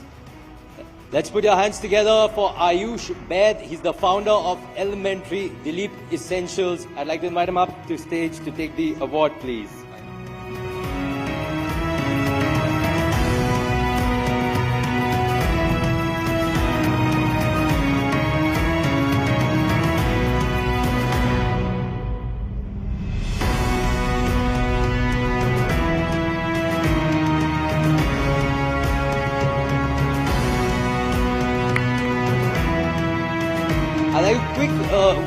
Small tangent from here, just to remind everybody that, this is the same platform. This is our 11th season, and Mr. Goel also knows, he's been here earlier as well, I believe, and that this is the same platform that has recognized, identified the big giants of today, which is some like Make My Trip, Paytm, Bharat Biotech, Kent. They've all been a part of this legacy. So, you guys are in esteemed company here. So let's move on with our next category. This is for logistics and service delivery. Let's take a look at the nominees. In the category Logistics and Service Delivery, the nominees are Gujarat Logistics, Shri Nasik Goods Transport, Forward Space Logistics.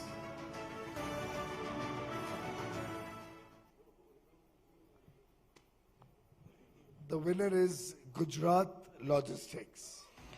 I'd like to invite up on stage Deepak Thakkar, the founder, and Rajesh Madhvi, the partner at Gujarat Logistics, to receive the award, please.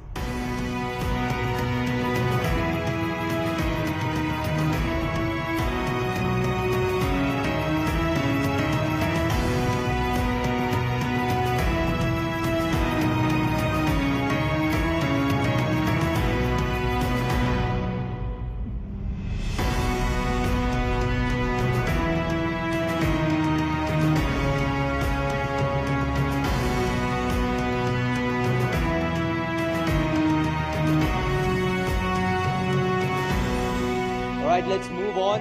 Now, India's manufacturing sector is a story of transformation, ingenuity, and self-reliance. The sector is scaling new heights, aided by initiatives such as Make in India, which is nurturing local talent and, in fact, attracting global giants. Let's take a look at the nominees in the manufacturing category.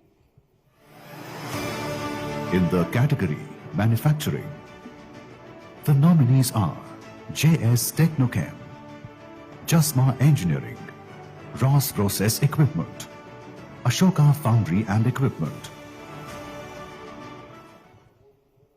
The winner is JS Technochem. I'd like to invite up on stage Pallavi Jain. She's the director at JS Technochem. I'd like to invite you up on stage to receive your trophy. JS Technochem is transforming raw materials into global market staples by catering to industries ranging from steel to battery manufacturers to fertilizers, pesticides, and much more. Let's keep that applause going, ladies and gentlemen.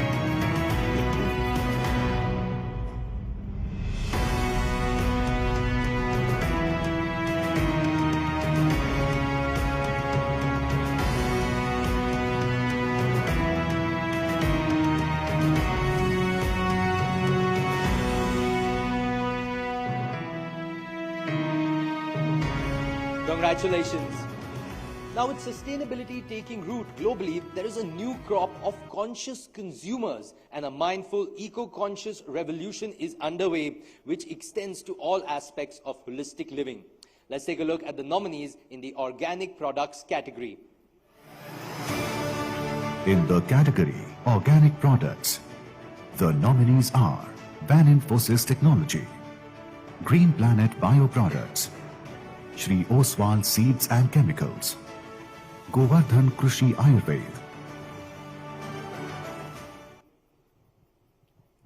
On organic products, the winner is Van Infosys Technologies. I'd like to invite up on stage Venkat Krishnan Ji. He's the CEO at Van Infosys Technologies.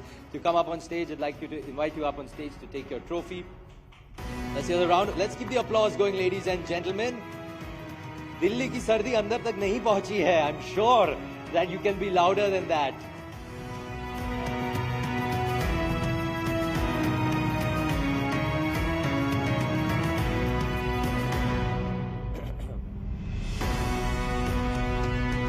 Moving on. Now, India's packaging products and solutions sector has evolved to serve as a powerful tool for brand storytelling and ensuring transparency through traceability and much more. Let's take a look at the nominees in the packaging products and solutions category.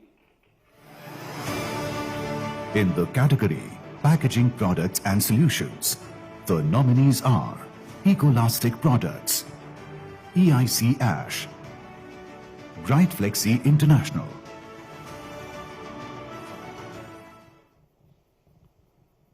And the winner is Ecolastic Products. Let's hear it for Anil Kumar Nanduri. He's the head of corporate sales at Ecolastic Products. I'd like to invite you up on stage to receive your trophy.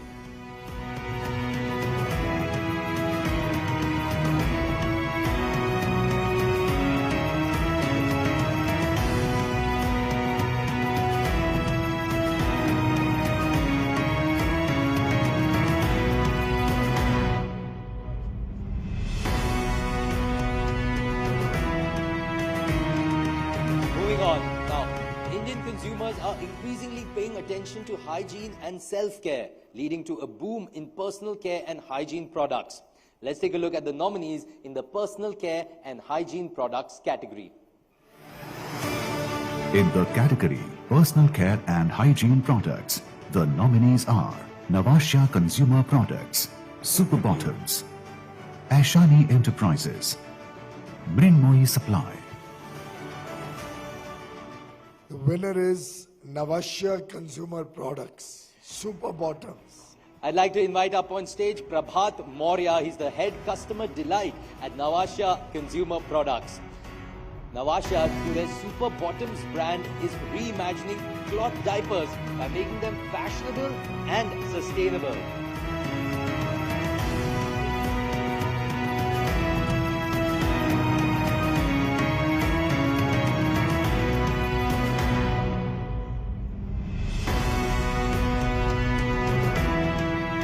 Moving on, before that, Mr. Goyal, thank you so much for doing the honors. We just have a few more. I'm just going to trouble you very little, just a few more minutes, sir. Our next category, well, from Wanderlust to ASMR eating, the restaurants and F&B sector has been key in shaping cultural experiences. Let's take a look at the nominees in the restaurants and F&B category.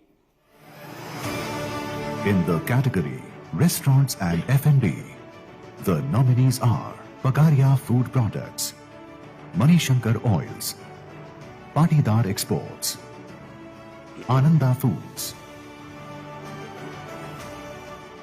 The winner is Pagaria Food Products. I'd like to invite Naresh Pagaria, the Managing Director at Pagaria Food Products, to come up on stage to receive the award. Now, the quality range of products made by the company are catering to the varied food needs of the modern-day consumer here in India and abroad.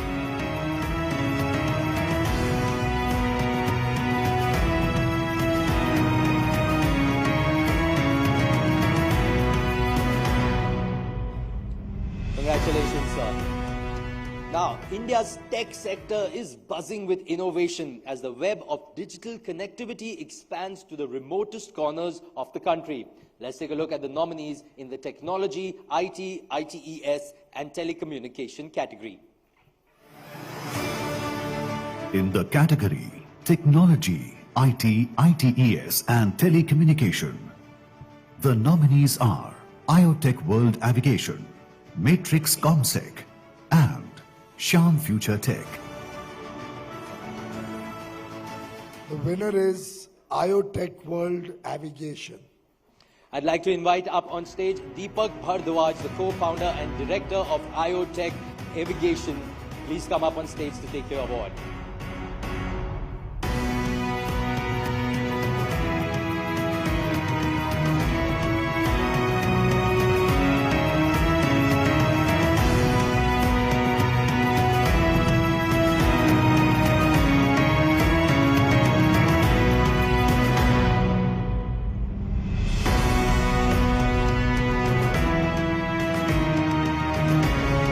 Congratulations.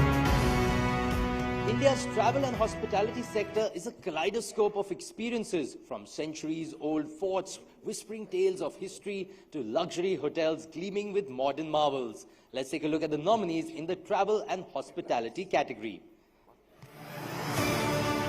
In the category Travel and Hospitality, the nominees are Prasanna Purple Mobility Solutions, Taj Safaris, Trav Shop, And the winner is Prasanna Purple Mobility Solutions. I'd like to invite Prasanna Patwardhan, the Chairman and Managing Director of Prasanna Purple Mobility Solutions, to come up on stage to receive the award.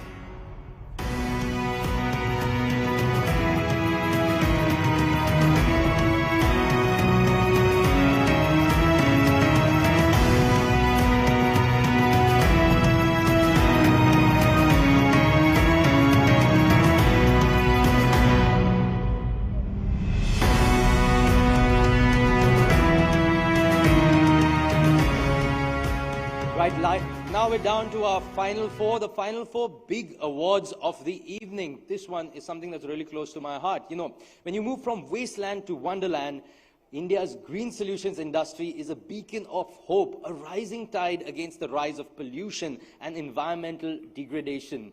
Let's take a look at the nominees in the Green Solutions Provider of the Year category.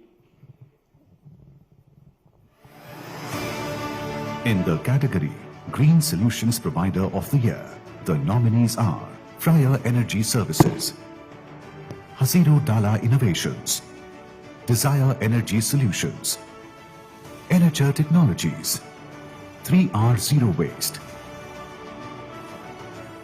And the winner is Fryer Energy Services. That's right, there are two winners in this category actually, and our first one in no particular order is Fire Energy Services. I'd like to invite Radhika Chaudhary, the co-founder and director, to come up on stage to receive the award. Ladies and gentlemen, now this rooftop solar company is changing energy consumption patterns and truly ensuring a greener future for all of us.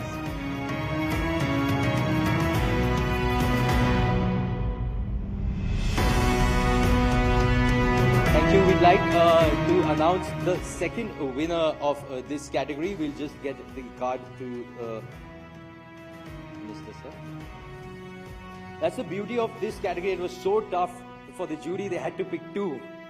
Hasiru Dala Innovations.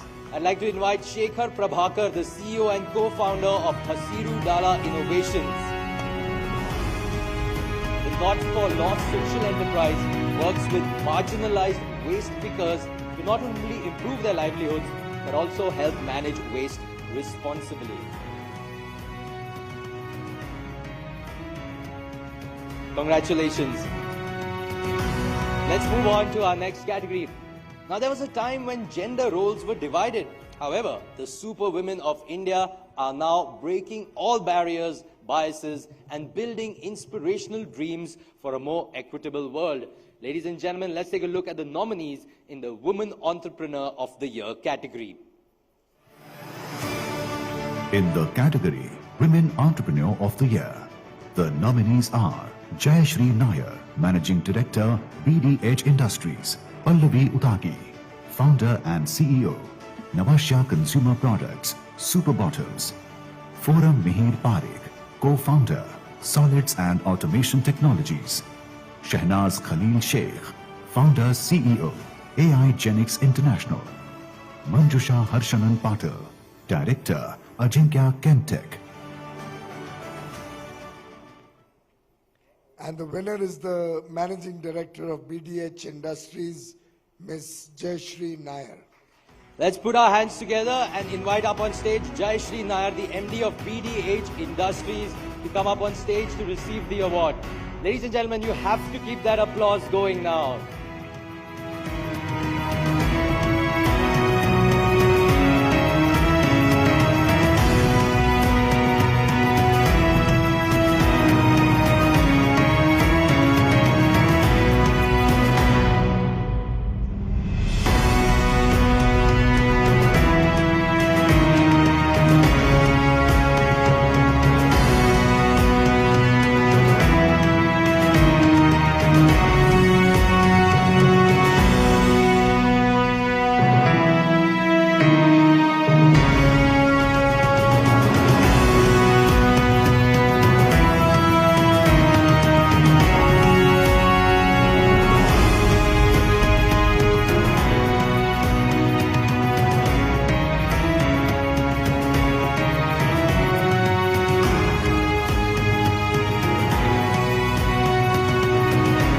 Ladies and gentlemen, can we have a round of applause here, ladies and gentlemen, for that special honor by the Honorable Minister on ma'am here.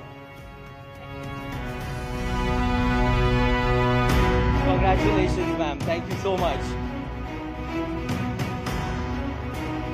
Let's move on to our second last category of the year. This is for a new generation of entrepreneurs armed with fresh ideas and boundless energy that are rewriting the rules of success and leaving no sector untouched.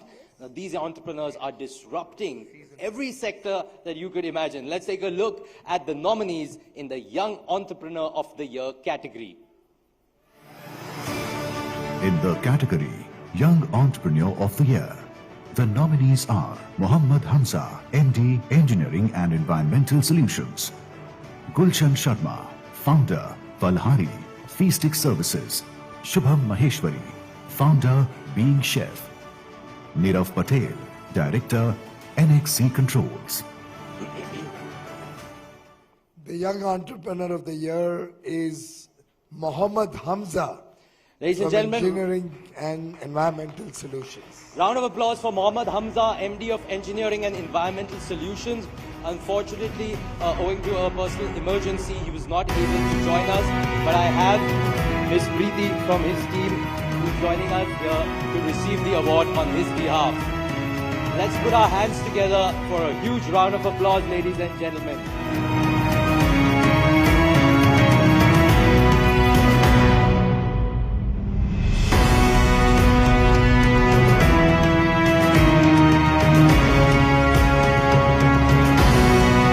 Congratulations, ma'am, to you and the entire team. All right, final award of the year, the biggest one. As we culminate this year's awards presentation, we'd like to raise a toast to the disruptors, the dreamers, the entrepreneurs who are shaking up India's future. For it's them that are not just building businesses, they're building a new narrative, a groundbreaking idea, a passionate team, a collaborative spirit, one at a time. Let's look at the nominees for the Entrepreneur of the Year category.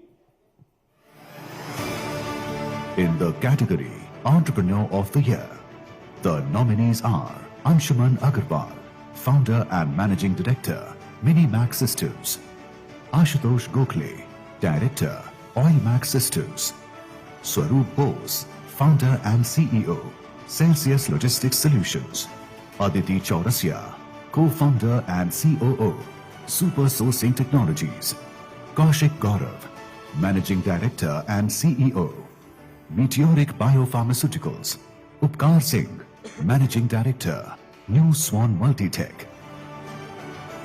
I think we can clearly see from the number of nominees it must have been a difficult choice. But finally the Entrepreneur of the Year selected was Swaroop Bose. Ladies and gentlemen, Swaroop Bose, Founder and CEO of Celsius Logistics Solutions. Can we have you up on stage, Mr. Bose? Now, recognizing the gaps and the need of the hour during the pandemic, and with his experience in the cold chain logistics sector, he ensured the seamless distribution of the COVID-19 vaccine across the country.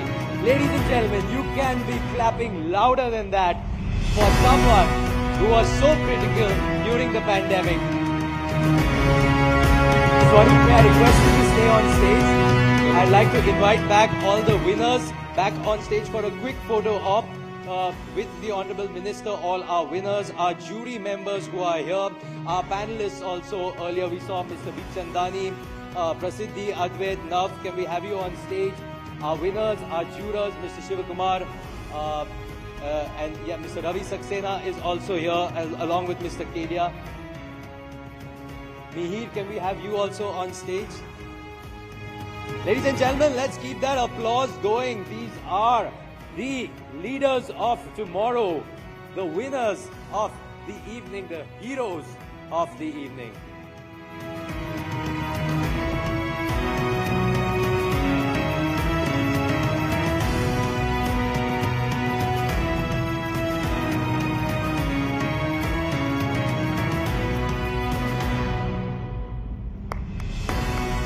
Let's keep that applause going, ladies and gentlemen.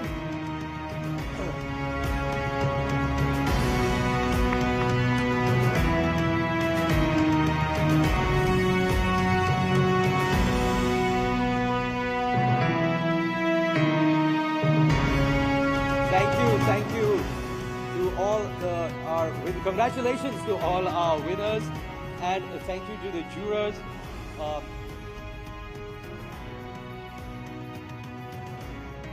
Thank you, Mr. Goyal. May I request you to please deliver your keynote address, sir.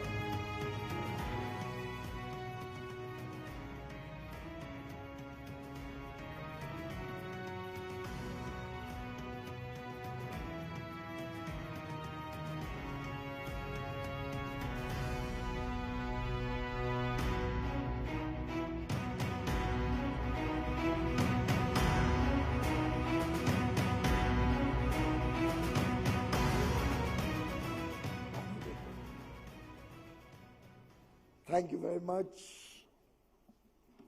Truly delighted to be a part of the 80 Now Leaders of Tomorrow Awards. It's in its 11th edition, getting better and better. But as we saw our young 11-year-old daughter, sister, make India proud at the world stage, I personally believe this is one of the finest awards that has been instituted in India over the years by any media house. And I say this because rarely do I attend an award where every one of the winners, by and large, is someone I've never heard of, I've never seen or met, and these unsung heroes of India are the ones who are going to be the leaders of tomorrow and make this country proud, make this country a developed nation, make this country a superpower. A big round of applause for all the winners.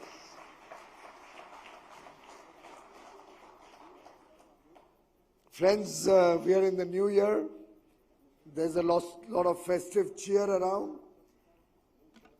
Tomorrow we celebrate in North India, Lori, in my home state of Maharashtra, Makar Sankranti, or Bihu in Assam, Pongal in Tamil Nadu. Different names and the same celebration.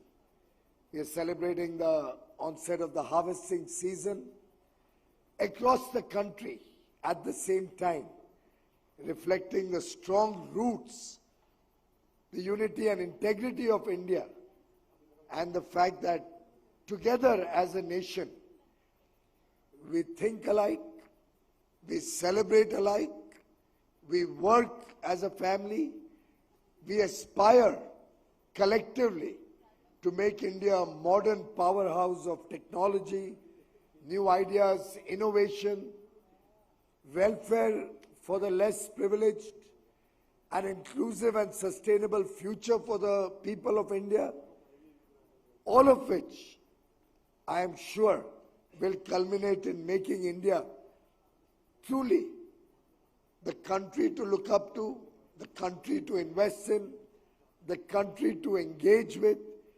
And I can tell you over the last few years, the interest and excitement that has been created across the globe to invest in India, to set up industry in India, to innovate in India, has truly been phenomenal. The last meeting just before I came here was with one of the most prominent investment houses of the United States of America.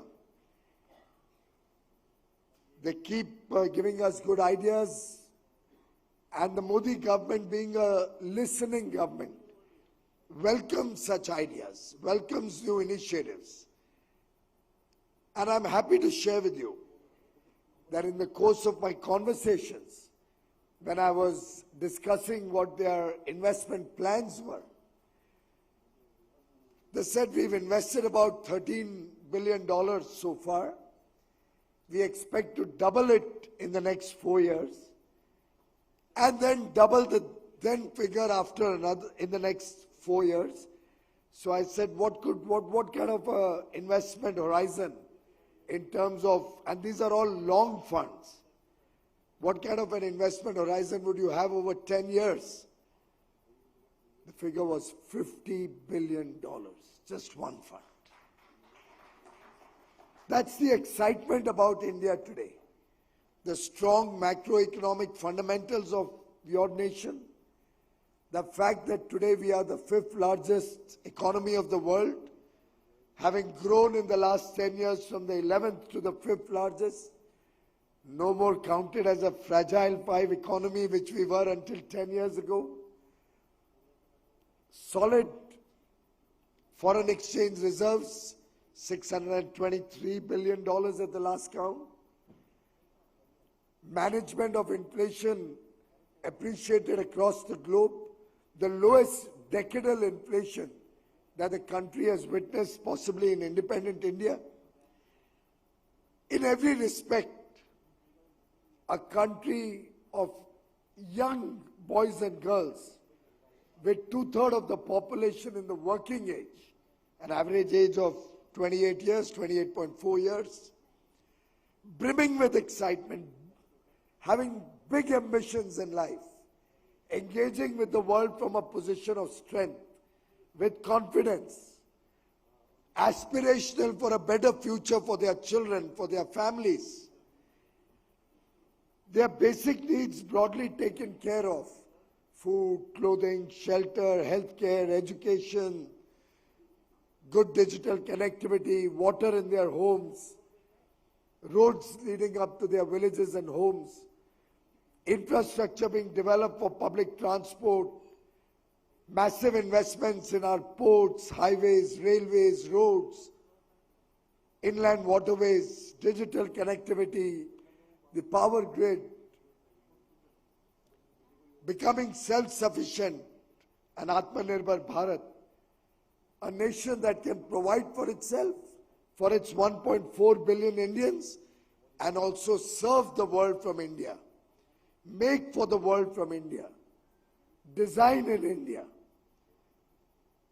I think we are at that cusp that comes in every nation's history that's going to define our future, that's going to catapult India into the trajectory of high growth for possibly at least 2 or 3 decades going forward, taking the economy from a $3.5 trillion economy to a $35 trillion economy in our Amrit Kal, the next 24 years now, 1 year gone by.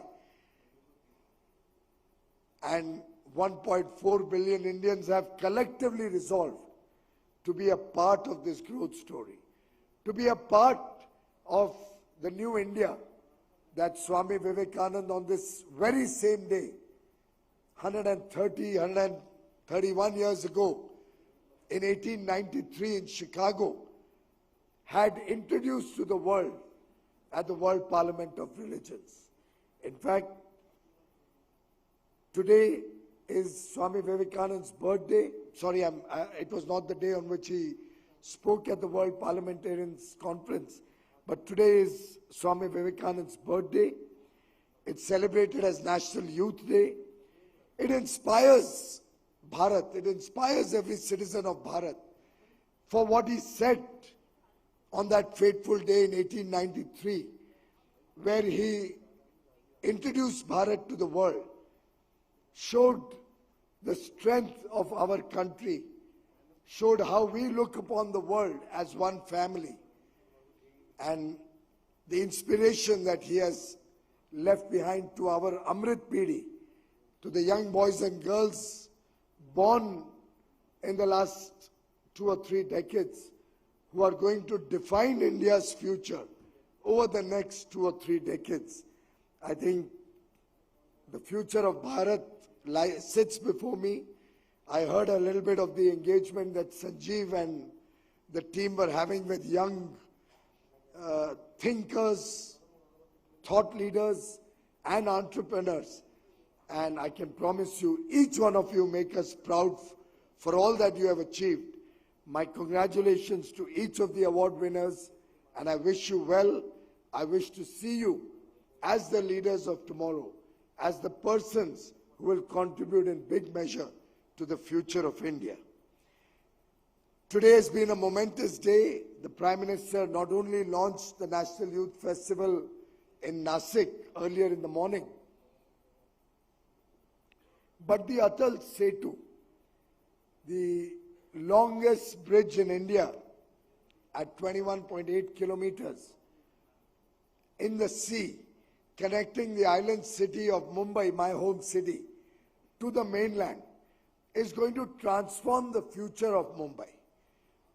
This initiative, of course, was thought of 30 years ago, but it needed Mr. Modi to come into government, and it needed possibly a government in Maharashtra aligned with his vision, which is what we call the double-engine government, to actually implement the project on the ground. And despite 2 years of COVID, we are delighted to see that project come up in a record time, a project which is going to connect Mumbai to Pune and the rest of the mainland cities, cutting down travel time by nearly 90%, 20-minute distance, and you are across into the mainland. And friends, this opening up and connectivity that we will see in Mumbai, along with a number of infrastructure projects, the metro lines, the upgradation of the railways, the new international airport coming up, collectively are going to redefine the future of India's financial capital, which also I think hosts ET now. And I have no doubt in my mind that collectively all the infrastructure projects coming up across the country, and I mean across the length and breadth of the country, you can see a flurry of activity, is going to help each one of you in your businesses. I saw many of the award winners were people who have started off in the last 7, 8, 10 years.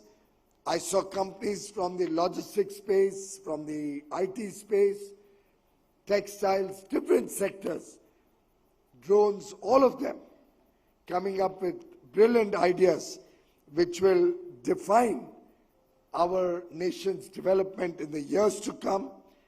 I'm very confident that the theme today, innovate to elevate. For example, IoTech World Aviation, which was one of the award winners, is elevating agri-sector for our farmers, making drones accessible to the small farmers. Like that, we have several initiatives that many of you have come up with, which I'm sure will hold the country in good stead in the years ahead, where we are going to be looking at taking this country to the next level of development, next level of growth. Despite all the challenges and crises across the world, India's achievements shine out.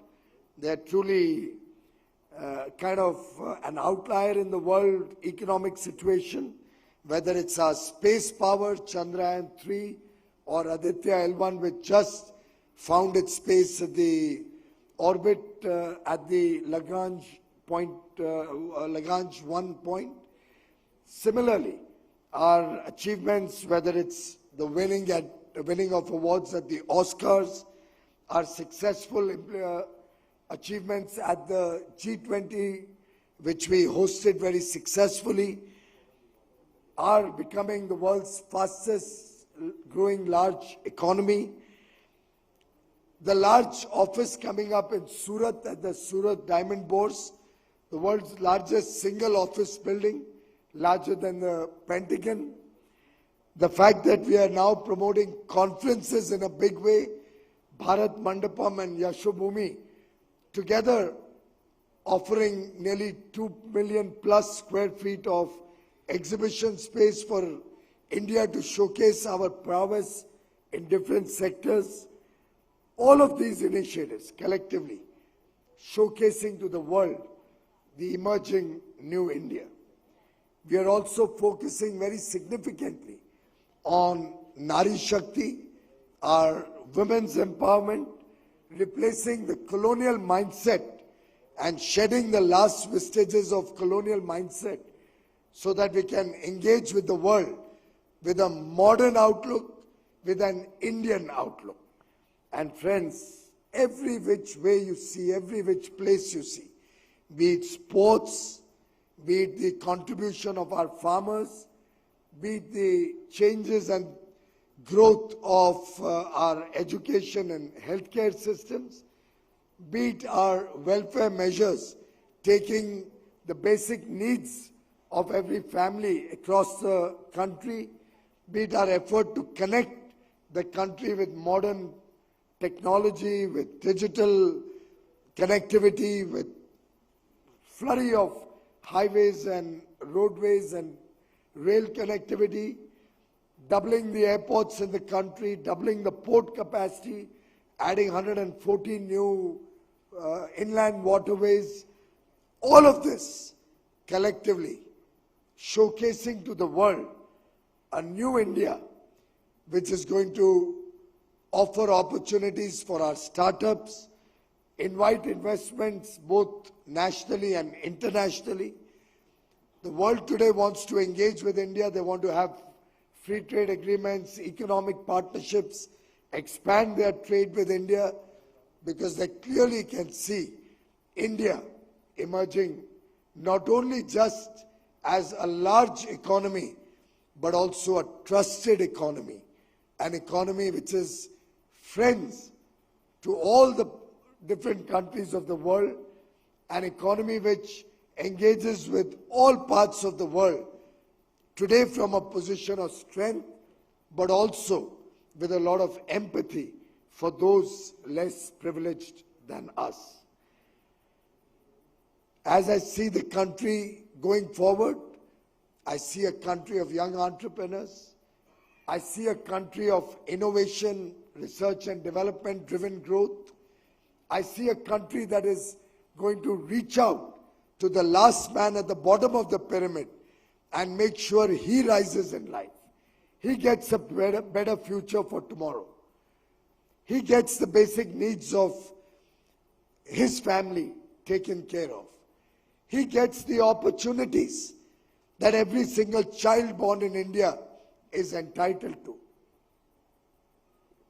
I see an India, a young India. I see the leaders of tomorrow sitting before me, working with new, innovative ideas.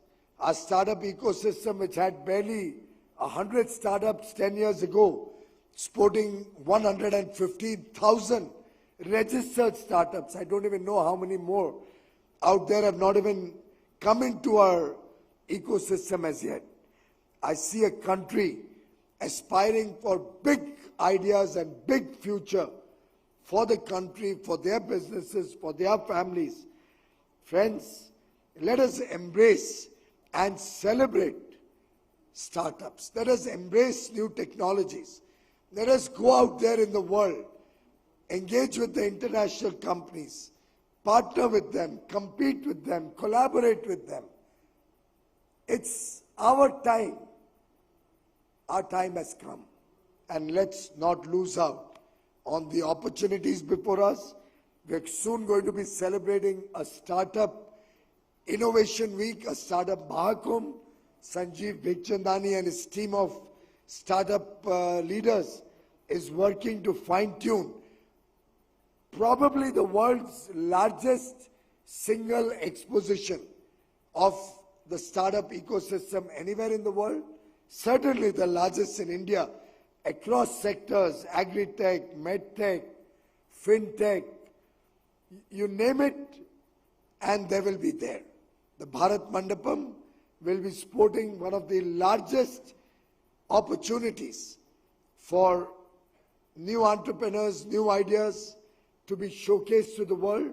We'll be inviting investors from across the world. We'll be inviting competitors from across the world to come to India, engage with all of you. We'll be celebrating National Startup Day very soon on the 16th of January, where the Startup Awards are slated to be given out, I think. I would urge each one of you, the leaders of tomorrow, think big, have big, hairy, audacious goals. Let's run, bhago, because that's the future of India. as Swami Vivekananda, whose birthday we are celebrating today, said, "Arise, awake, stop not until the goal is reached." My best wishes to the leaders of tomorrow. Congratulations to all the award winners. For those who did not win today, let's aspire and work harder for the future, because every award is an opportunity to celebrate success, celebrate achievement, but also motivate the rest of our peers and friends so that they can be the award winners of tomorrow. Congratulations to all of you, and my compliments to ET Now for such an innovative idea, sustained for 11 years now, and for recognizing the unsung heroes, because very often, every award we go to, it's the same old award winners, it's the same old known people, it's the same old friends again and again. I'm truly delighted to award new friends, new entrepreneurs, the leaders of tomorrow. Thank you.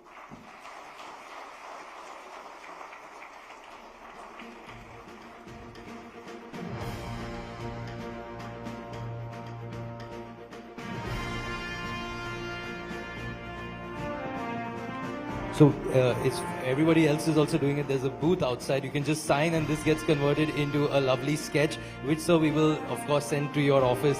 And everybody else, you can visit the booth. It's just outside. Thank you so much, sir. Thank you for gracing us. Yes, sir. Thank you so much, sir. Thank you. Thank you for your time. Ladies and gentlemen, round of applause for Shri Piyush Goyal. Let's keep that applause going.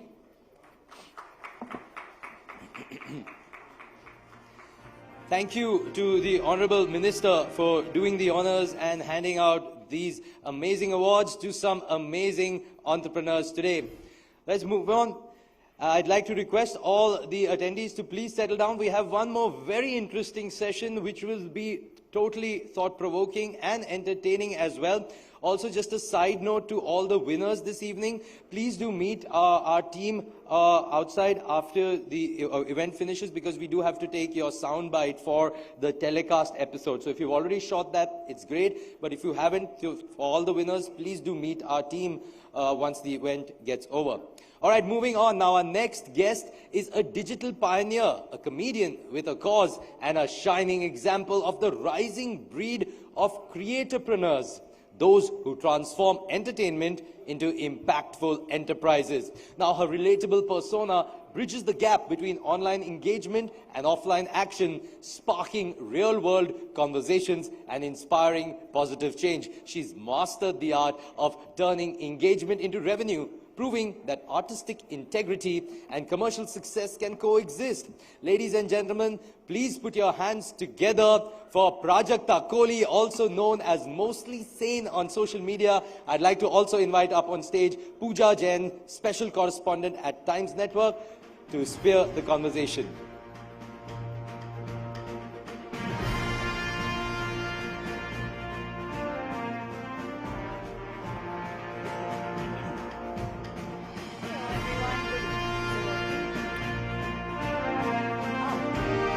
Everybody, good evening. Very happy to be here. Very happy to be here, and thank you, Sumit, and thank you and congratulations to all our winners in the audience. Please give yourselves a huge round of applause. I believe it's deeply deserved. And Project, that's such an honor to share this platform with you and spend some time to get to know you better. We've been following you for a very long time. Thank you. But many of us know Prajakta the persona and not necessarily Prajakta the person. So let's go back to the beginning. And I have to ask you, who or what even inspired you to launch your YouTube channel in the first place? And 7 million subscribers later, did you ever anticipate that this venture would take on an entrepreneurial turn? Honestly, the online persona and the person in real life is not very different, because very early on in my career as a YouTuber, I realized that it'll be a very tough climb if I try to be two people at the same time. But having said that, Sudeep Lahiri is here. He's here with me. There he is. He met me when I was working as a radio production intern in a radio station in Mumbai. And he suggested that I should start a YouTube channel. I honestly had absolutely no clue what that is. So I went into it very, very, very blind. And every single day that I worked as a YouTuber, next month I actually celebrate 9 years of being a creator, which is just mad because when I started off, I'd not even thought that would be a thing. That deserves a round of applause, ladies and gentlemen. I mean, nearly a decade of this. Yeah, so I'd not seen any of this happening. So if you really ask me if there was any thought that went behind it, was this like a strategic move or a very entrepreneurial journey for me? It really wasn't. I have kind of winged it so far. Well, that's all the more interesting because your YouTube channel, Mostly Sane, has clocked well over upwards of 1 billion views. And finding one's authentic voice, as an entertainer, and as an entrepreneur is very challenging to begin with. But to monetize that is yet another mountain to climb, right? So did you ever feel the urge to throw in the towel? Did you ever sort of think this isn't the right path for me? I would have if I knew better. I was 21 when I started. I had no clue. I was overconfident till I was 21 because I was so sure I was going to be the best radio jockey this country has ever seen. Till I became one and then I heard my show and I was like, nope, got to find another thing to do in life. Honestly, if I really was older, smarter, had more knowledge in general, not that I am that now, just older, but I would have probably thought of this as, maybe I need to approach it with a more calculated view. But really no, and I think that lack of knowledge, also a certain amount of ignorance towards what really works, what doesn't work, how life should be as a creator, or just the lack of kind of understanding where this was going. Because, I mean, 9 years ago, if you asked any of us, did we see digital platforms reaching where they are right now? We'd be like, no. If you ask me right now where I see digital economy growing in the next 2 years, I have no idea.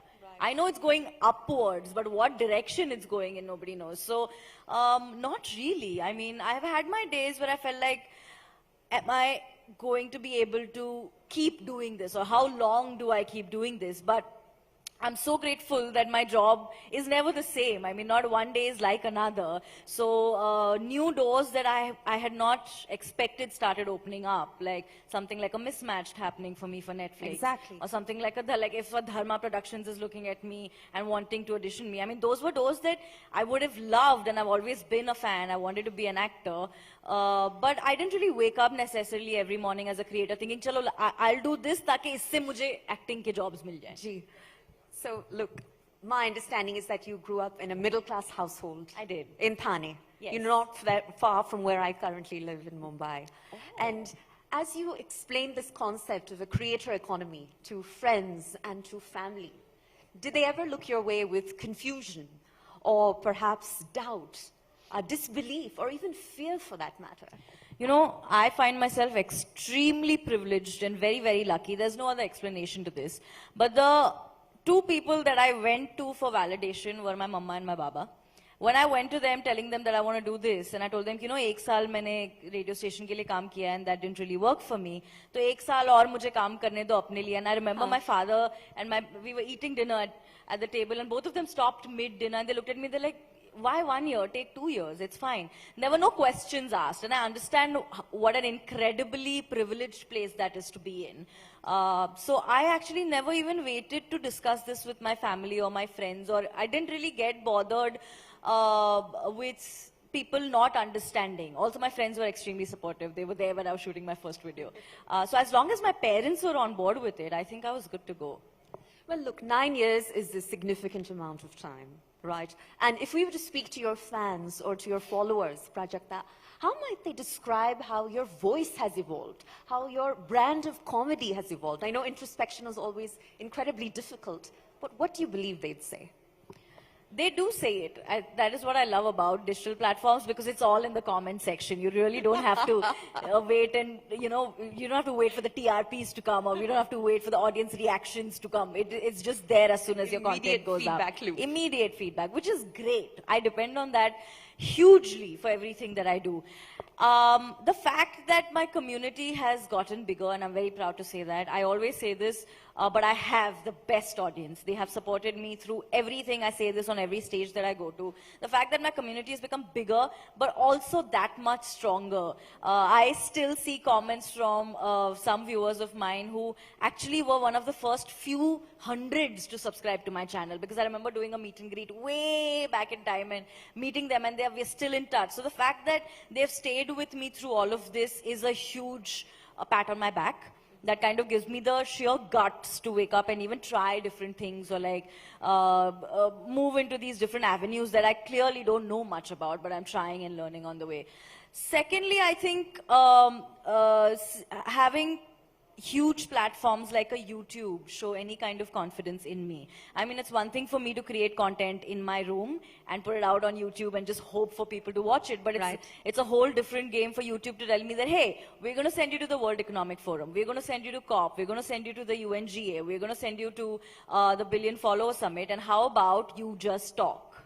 Tell us what you think. Use that platform. Make your voice heard. I feel like that is also quite validating for a creator like me to keep doing what I'm doing. Ladies and gentlemen, I believe that calls for a round of applause. And, you know, Prajakta, I have to ask you, you just mentioned the World Economic Forum. I did. And last year, if I'm not mistaken, you were one of 6 content creators globally that was invited to speak, you know, at the World Economic Forum in Davos. And many of my colleagues in this very room are headed to Switzerland themselves next week.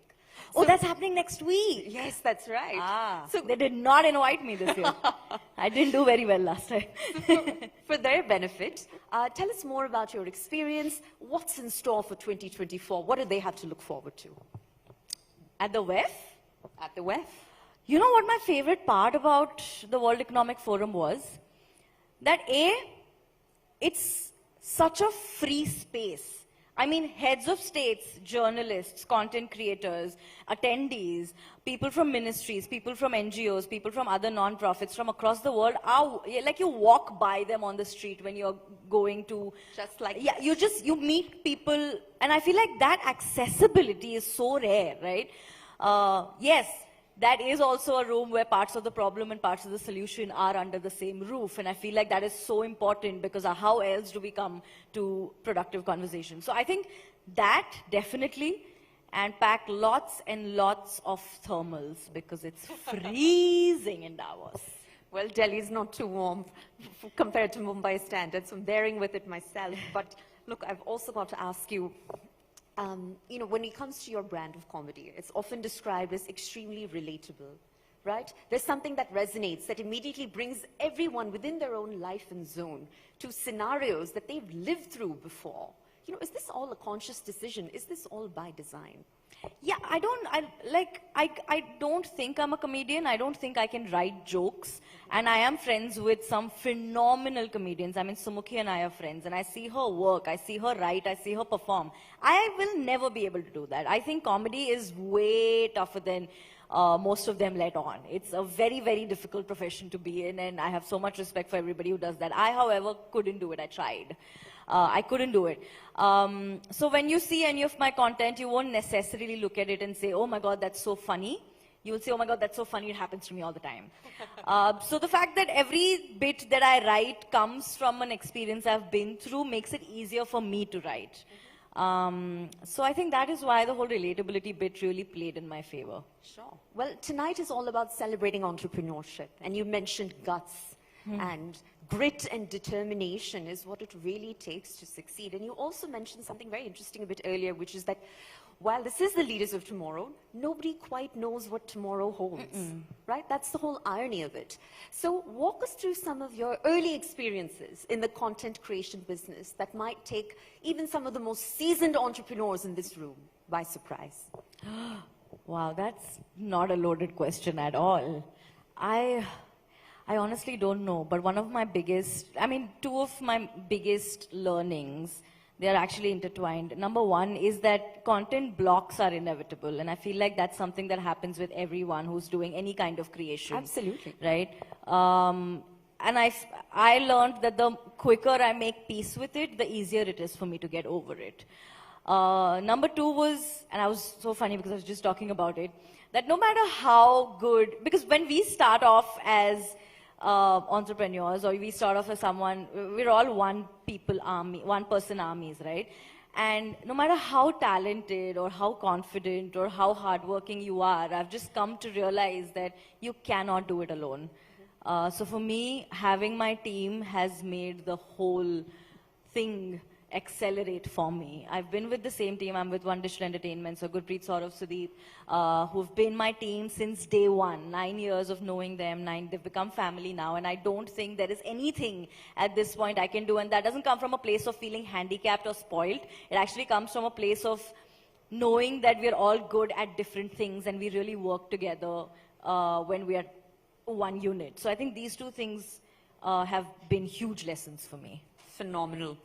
And Prajakta, I believe that the creator economy was traditionally dominated by celebrity influences.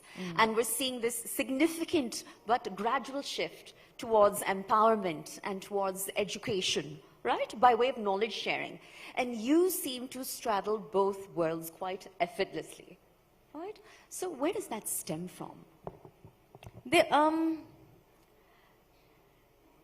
It's what I want to do. It comes from a place of wanting to do that. I think in 2016 is the first time I realized that there is so much more beyond the content I was doing, because I was speaking to my audience and they were speaking back, because the first socially relevant conversation I made on my channels was about body positivity.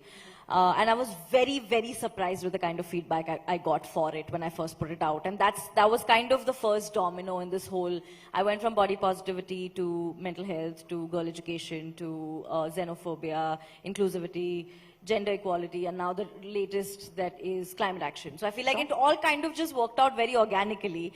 And I learned on the way, and I realized that it is something that brings me a lot of joy.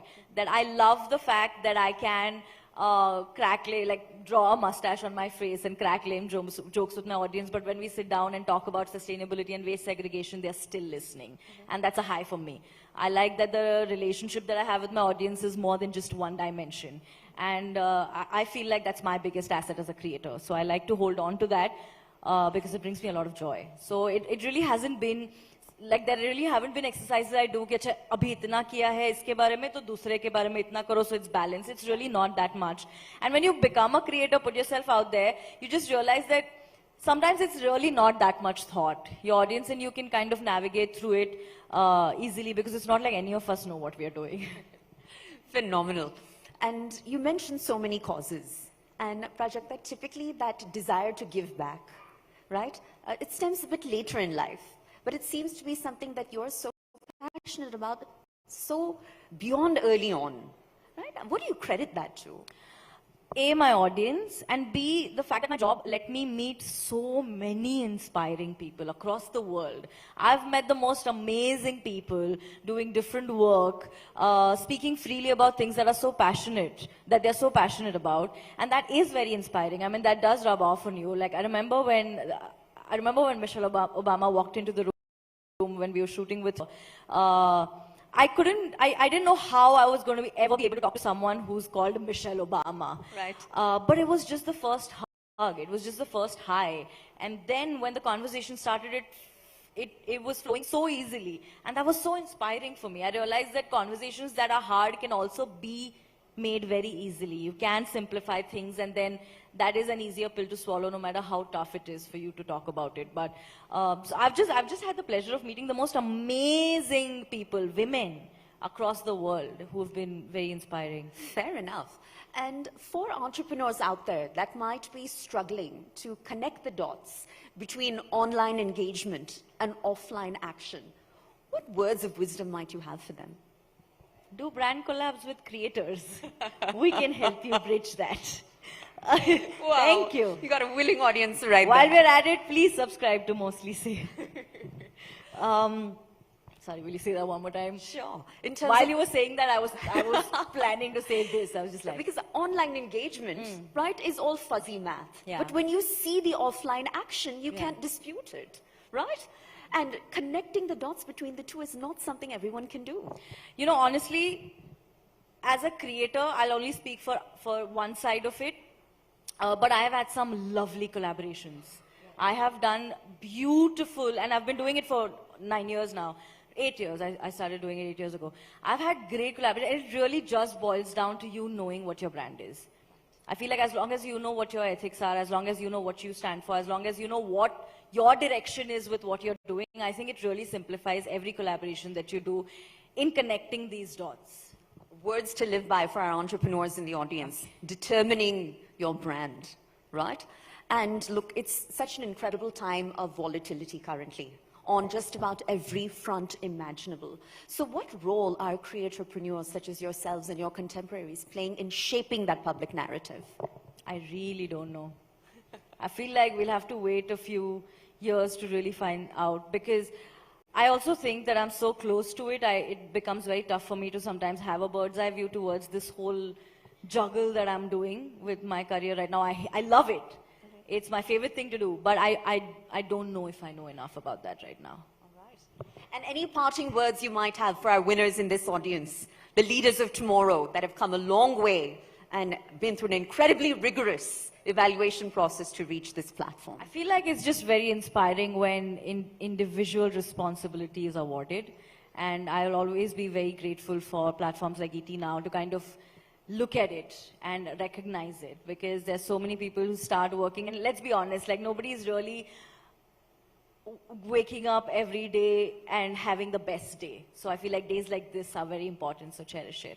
All right. Ladies and gentlemen, Prajakta Kohli, for a huge round of applause once more. Thank you so much. Thank you, everybody. Can we request you to stay on a little bit longer? Yes. And I'd just like to invite back on stage MK Anand, request you to please felicitate Prajakta, and we'll also be inviting up our other speakers. So if MK could just do the honors of felicitating Prajakta, we can.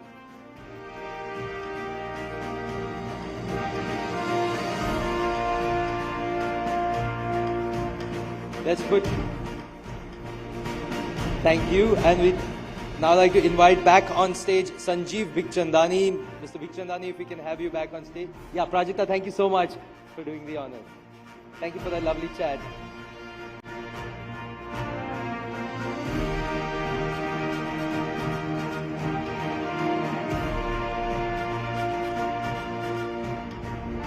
Round of applause, ladies and gentlemen, for Mr. Sanjeev Bigchandani.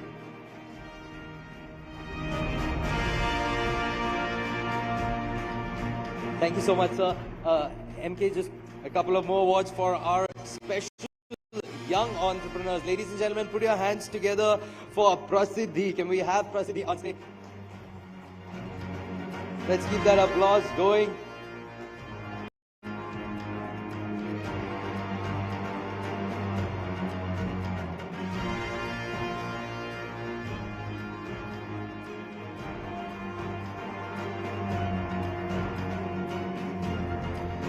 Next up, let's put our hands together for Nav Agarwal. Ladies and gentlemen,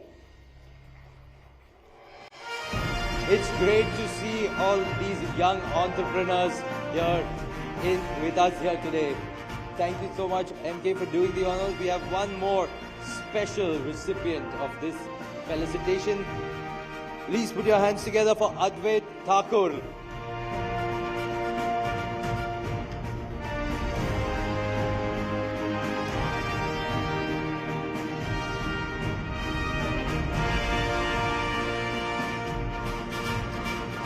Thank you, MK, for doing the honors. Ladies and gentlemen, that brings the curtains down on a fantastic season 11 of Leaders of Tomorrow and to the awards here. Thank you so much for being a part. Thank you so much for contributing to the country's economy.